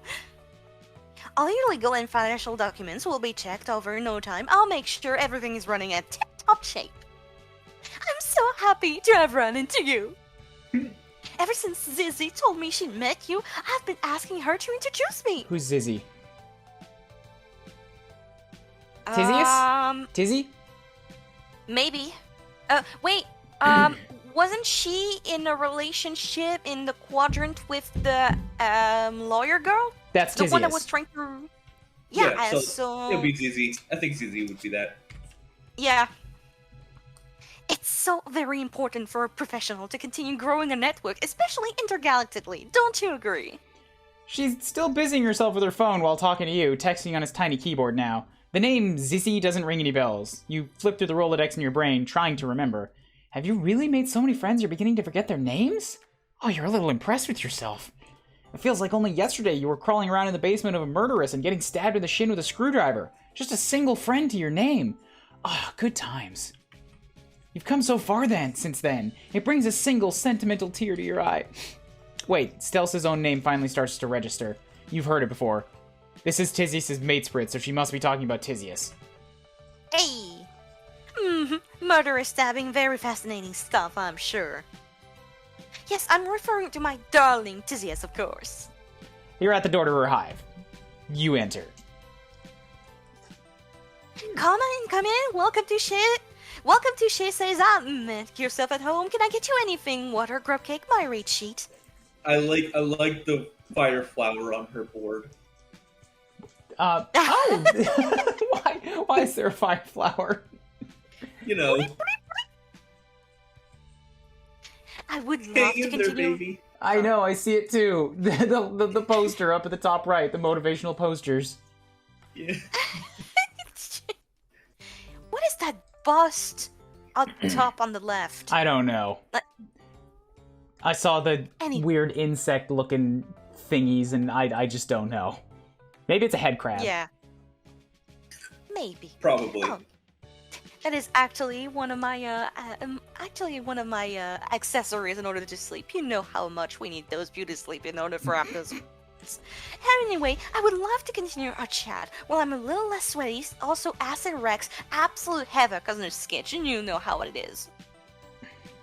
I'll jump into the Avalon trap for a minute. Please excuse me, it won't be long. Back in 2 shakes of a quick base, scars through an infection of Plila. My god, what the fuck are these words? They're words. I'm so sorry for butchering them. Actually, you wouldn't know how it is, considering that a bucket load of acid falling on you would leave you either very injured or very dead, and she's already gone. You're a little relieved. It's not that Stulce isn't friendly. She's plenty friendly. She's just, approaching friendship in a way that makes you feel like a little bit like a line on her to-do list that she's in a hurry to check off. It seems like she wants you with some sort of work contact. Not a friend, but that's okay. You've worn many hats in the pursuit of friendship. Clown cultist, impromptu shoosh-papper, murder accomplice. Business associates is one of the tamer ones. Now that you no longer have to keep up with her mile-a-minute conversation, you can take a proper look around the hive. You're not sure what's more perturbing, though, the sheer amount of pink that's accosting your eyeballs, or the fact that everything is so painstakingly organized that it's making you a little uncomfortable. It's like you're merely standing here is disrupting the careful order of the room. Her shelves are crammed full of books, all neatly arranged according to topic, with each topic displayed on a little label on each shelf. She also has a lot of posters featuring motivational slogans underneath striking nature photography. The only normal-looking spot in the hive is a coffee table with a mishmash of personal belongings piled on it. Books, papers, a jacket, that might be a mug. None of them particularly strike you as being Stelz's style. The overall effect is that of a very pink, very neat office cubicle. You feel like you should start chugging mediocre coffee and complaining about how much you hate Mondays. So sorry to have kept you waiting. I thought her hair went green for a second. Huh. She reemerges, her hair wrapped in a towel. Well, it's been a blast getting to know you. We should get lunch sometimes. Keep the conversation going. I'll pencil you in, darling. But for now, I have a bit of a dilemma to deal with. That sounds very worryingly like a dismissal. You sneak a glance at the schedule on her bulletin board. It's a blaze of color with barely any free slots. You don't want to be penciled in. You have no idea when she might be available next, and you need that sweet, sweet friendship now. You're jonesing for it. It's right here, right in front of you. Stop with the friendship, please, Bone Kim. Maybe whatever problem she has is something you could help with.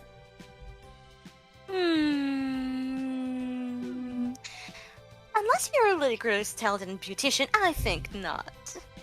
My usual place bumped me off their list, and right before a very important meeting too.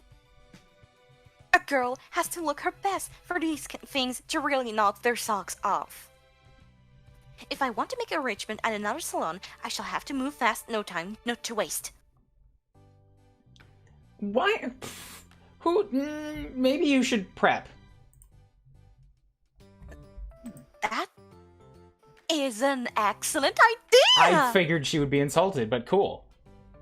I visited this potential client's establishment a while ago, but it was a quick one. I could do well to cast my Gender bulbs around the place properly. It's pretty much in the bag, but this meeting is clinchier, and there's no way I can flub it. Having Remily Namak as a client would be too good of a cluck beast plume in my panlet for me to chuck the opportunity in the load gapper. Is she the artist? Not the blood artist, but the garbage sculpture artist? Oh, yeah. You totally know her. How about that? Yes, I would hope you did, darling. She's only been splashed over all the papers lately with that stunt of hers. Buying her a competitor like that, I've never heard the likes of it before. No, but I mean, like, I know. No, alright, you're gone. She's flitting around as she speaks, nipping into what you assume is her bedroom to blow her hair dry before shuffling some papers into a handbag. You tail her as best you can, feeling a bit like a pet cat underfoot who's threatening to trip her at every turn. Oh, I know that feeling. Maintaining a career as successful. Maintaining a career as successful. I'm not successful at reading the word. Let me try that again. Maintaining a career as successful yet relatively avant-garde artist is very different to assuming ownership of and managing a museum, and yet she has made it work. Sounds like Ramel has been busy since the last time you saw her. You clarify that Ramel is a friend of yours, actually. That finally stops her. Really? Why didn't you say so in the first place?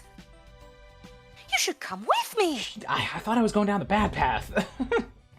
Getting the 411 on Remily from a friend of hers could really give me a front up. What do you say? You're not sure there's much you can tell her. You're pretty sure Ramel doesn't want an auditor in training, or, well, anyone, knowing that she's an art thief. But, why not? There has to be some stray info knocking around in the old noggin that might come in useful. Marvelous! Come on, you can tell me on the way. She takes your hand and pulls you out the door. You offer Stelsa a ride in your totally not stolen scuttle buggy. It's still raining, but she shields you both with an umbrella that's almost as big as you are as you walk to where it's parked. You get in, put some tunes on, and head off, and the shield is the windshield is very cracked. Once you're on the way, you admit to Stelsa that most of yours and Remily's conversations just involve her bouncing ideas off you for a webcomic, but you're still happy to answer any questions you might have about the overall deal. You're expecting her to be disappointed, but her eyes practically light up. What a privilege! To be completely truthful, I am quite a fan. I've been following her webcomic for a while. She admits this kind of sheepishly. Does she think that liking comics is embarrassing? Webcomics, a lot of people have them. Most of them aren't very good. There is definitely a bit of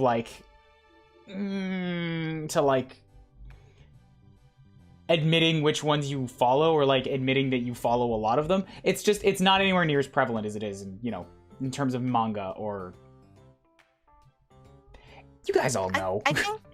I think it's sort of, it's sort of also the fact that, she's a businesswoman, and so you're not expecting her to be more of a into manga stuff or comics and whatever. Yeah, as an adult, it's even weirder in a way. It's definitely, comics are super seen as a kid's thing.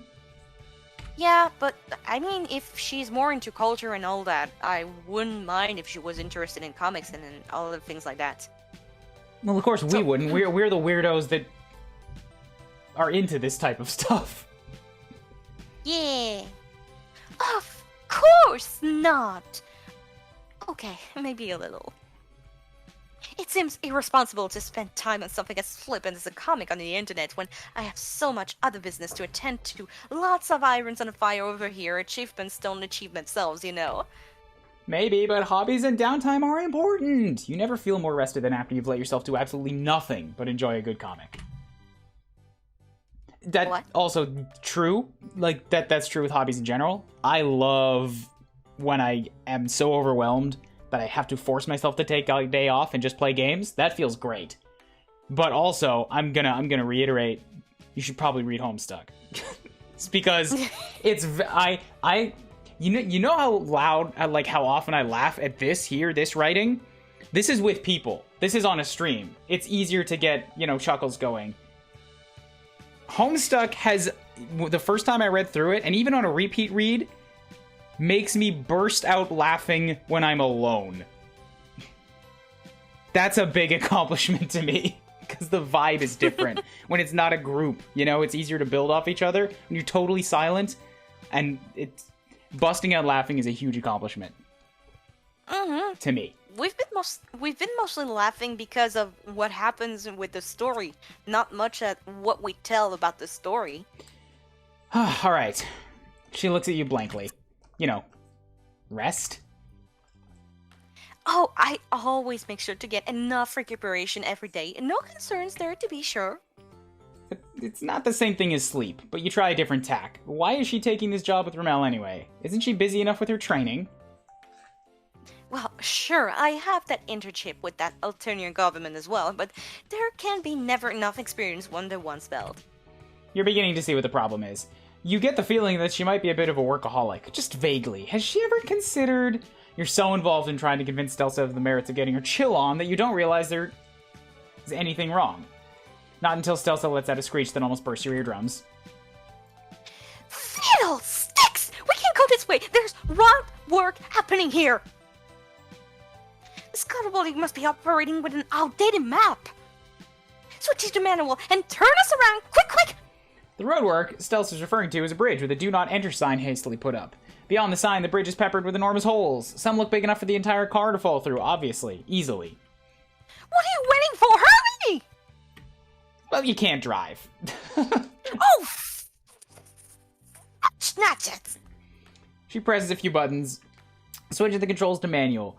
You know, it's just like pretty casual problem, really. You hop in the automatic car and you have no idea how to operate it.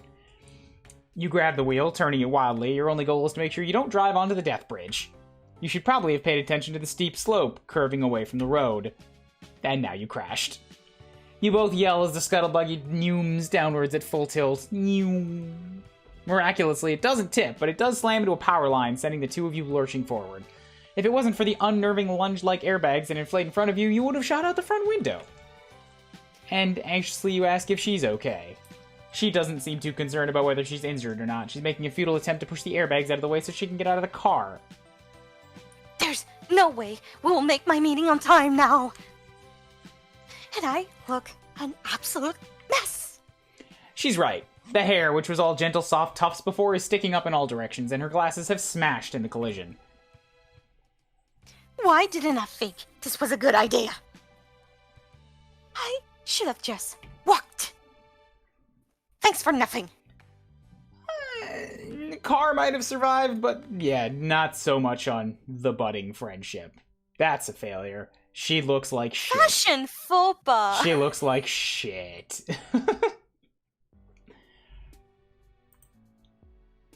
Okay, well, I had, sure. I guess I'll do the makeover. Makeover. You have absolutely no professional beauty experience, but Sarava did give you that crash course in crafting great looks. Stealth is probably after a vibe that's a little less moisture wave, but you could probably whip something up. You know, how hard is it to just do makeup? I say as a man. You're sure you can whip something up. You tell her that you'll help her get ready. Right here in the hive. You know, I don't know about makeup much myself, so... Oh! How nice of you. I've never had a house call before. Do this! She's very into it. She leads you to the next room, rubbing her hair dry as she goes. There's a Recuperacoon in one corner and a vanity in the other, with an array of poofs, brushes, and other mysterious implements spread out on its surface. Some of them are disturbingly pointy. You'll figure it out.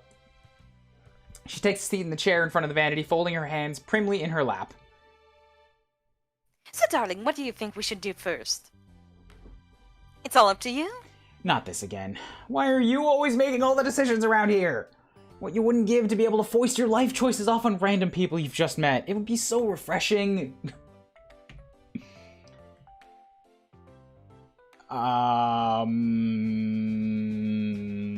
Maybe we should polish the horns before we style the hair. Yeah, we'll just rub on her nubs for a little while.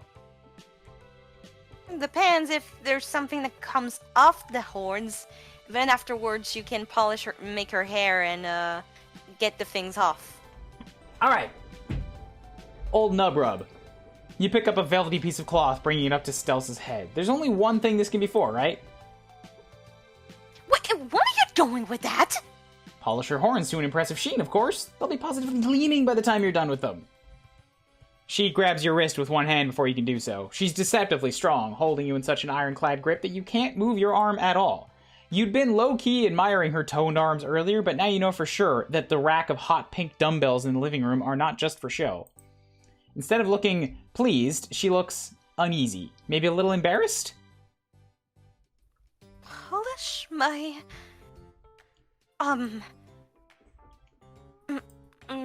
You barely get a glimpse of the discomforted expression before she's gracing you with another friendly smile, although a bit of a strained one. You know, I think I'm having second thoughts. It's reasonable to expect that an alien like you wouldn't know the first thing about troll grooming habits. My mistake, I should have accounted for such cultural differences. It's quite alright, I shall figure something else out. Is it just you, or was there a pointed pause before cultural differences? She's getting up again. Wait, what's happening? You thought the two of you were going to bond over a sweet makeover session, but she's pushing you back to the main area of her hive, pretty forcefully. Thank you for offering your help, dear. So very kind of you, but I'll manage.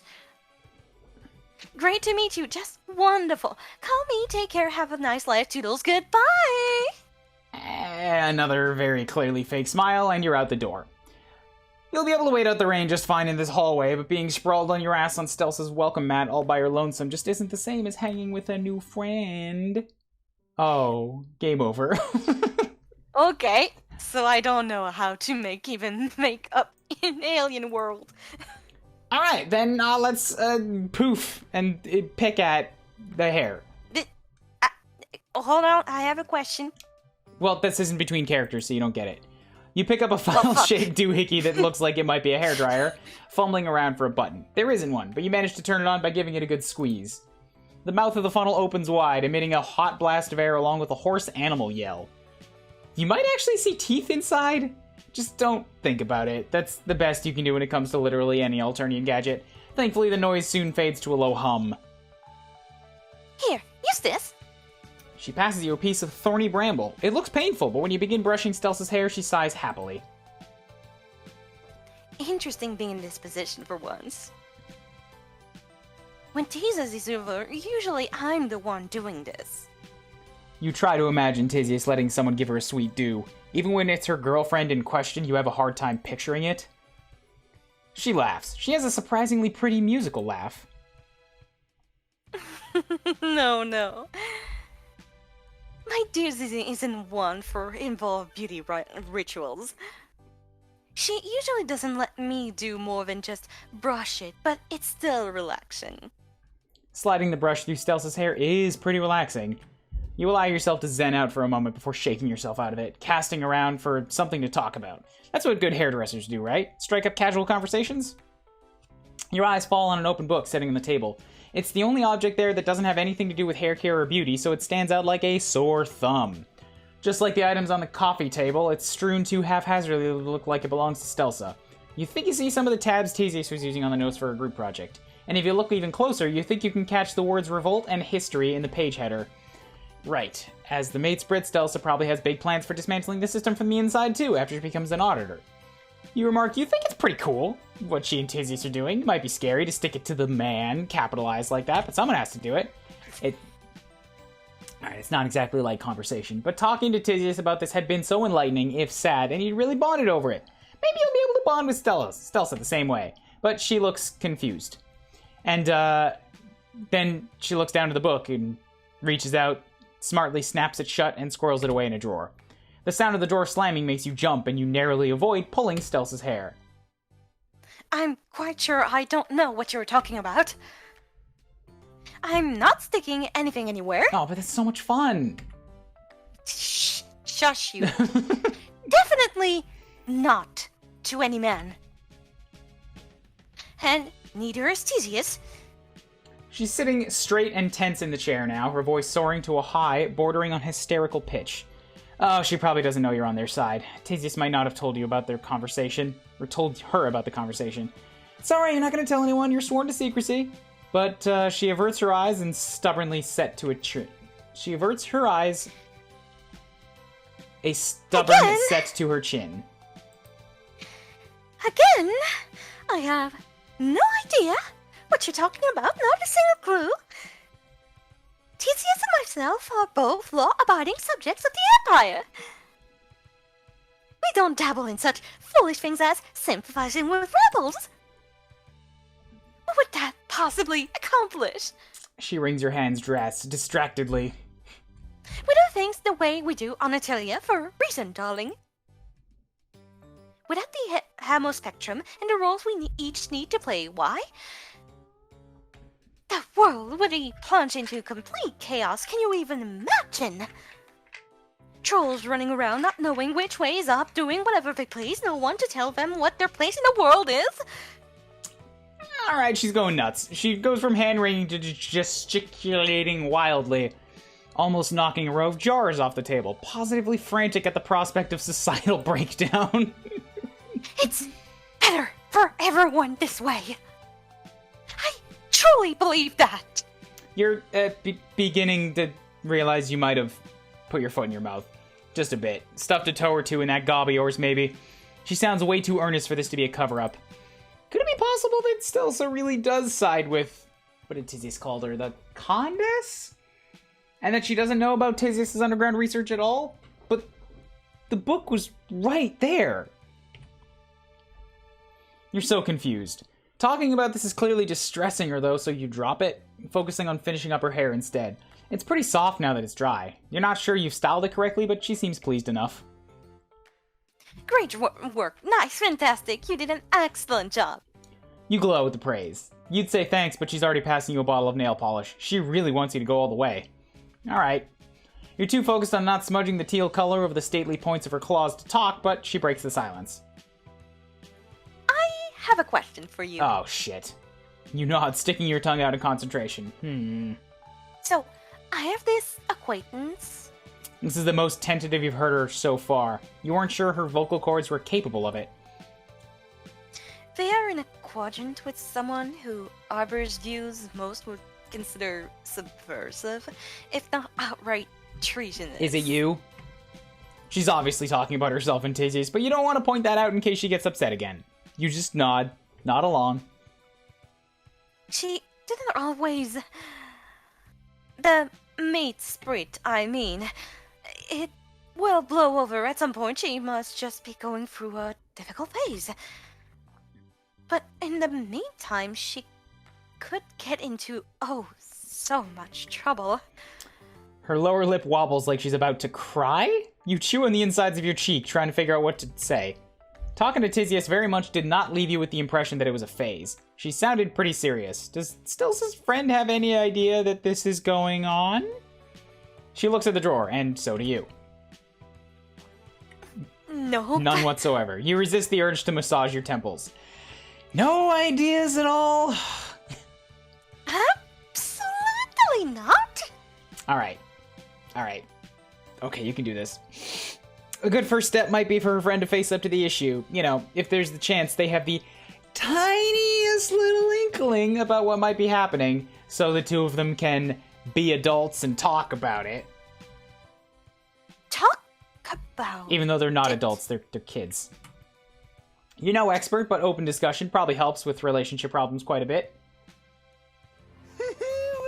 Plus, you ruminate to yourself. The more you think about it, the less it seems that Tizius leaving her controversial book out like that was an accident. It was right in front of Stelsa's chair. Maybe Tizius wanted Stelsa to see it.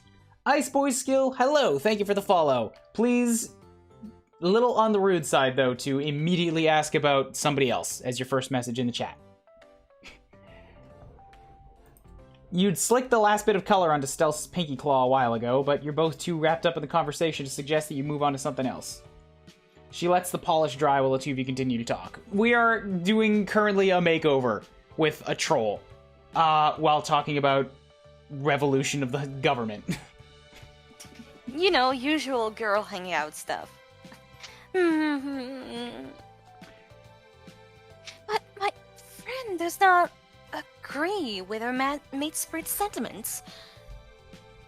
Discussing it would just cause unnecessary friction, wouldn't it? Maybe, but addressing the issue is probably better than pretending it isn't there. Quadrant mates can coexist even with different beliefs, right? Yeah, you don't sound convincing either yourself, but the platitudes seem to comfort her somewhat. Maybe you're right. carefully. Mindful of her just-dried nails, she wipes away a few tears, much to your horror. Was that the wrong thing to say? But hey, she's smiling, so yay. I have not spoken about that to anyone before now. Telling you about it was truly a lot of my Belusa cavity. I am certain my friend will be grateful as well. I shall relay your advice accordingly as soon as I can. Oh, thank God. Yeah, hello, Ice Spice. How's it going? I like playing variety stuff, if you're new here. Right now is Hiveswap, Friendsim. This has been an ongoing series that I do because I just fucking love the writing in this game. I have a friend on me with me on call that also knows all of this stuff. Camille, the person doing the voice of Stelsa here, does not. We're introducing her to this bit by bit. Aside from this, I like a lot of tactics games. I play a lot of Japanese games to learn the language. I'm a Canadian, but I live in Tokyo. And I'm an animator. So I stream at really odd times because of Tokyo time zones. And he's cool.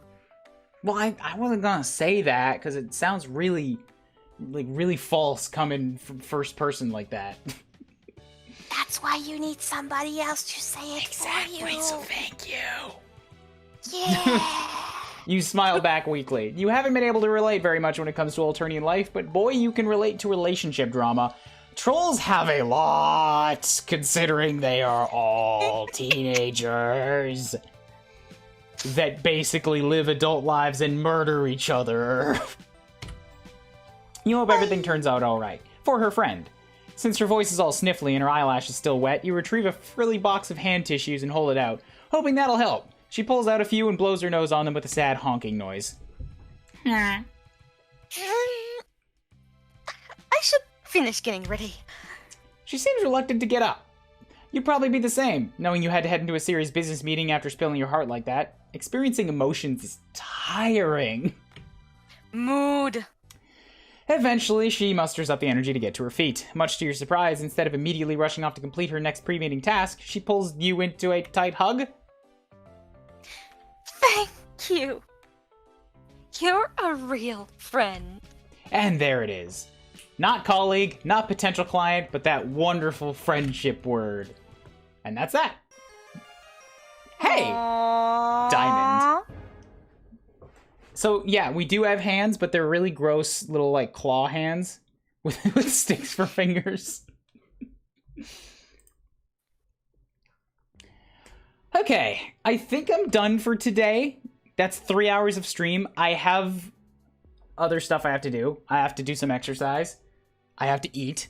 I have to play test something that I promised I would play test. So I have to give that a shot. Camille, you have another question. Yeah, okay. What was it? Shoot, now I can't remember the question. There was something... The horns! Right! Why was she more particular about the horns, about polishing the horns? Was it also another bucket situation? I know as much as you do. That's it. Yeah, I don't Okay. really know much either.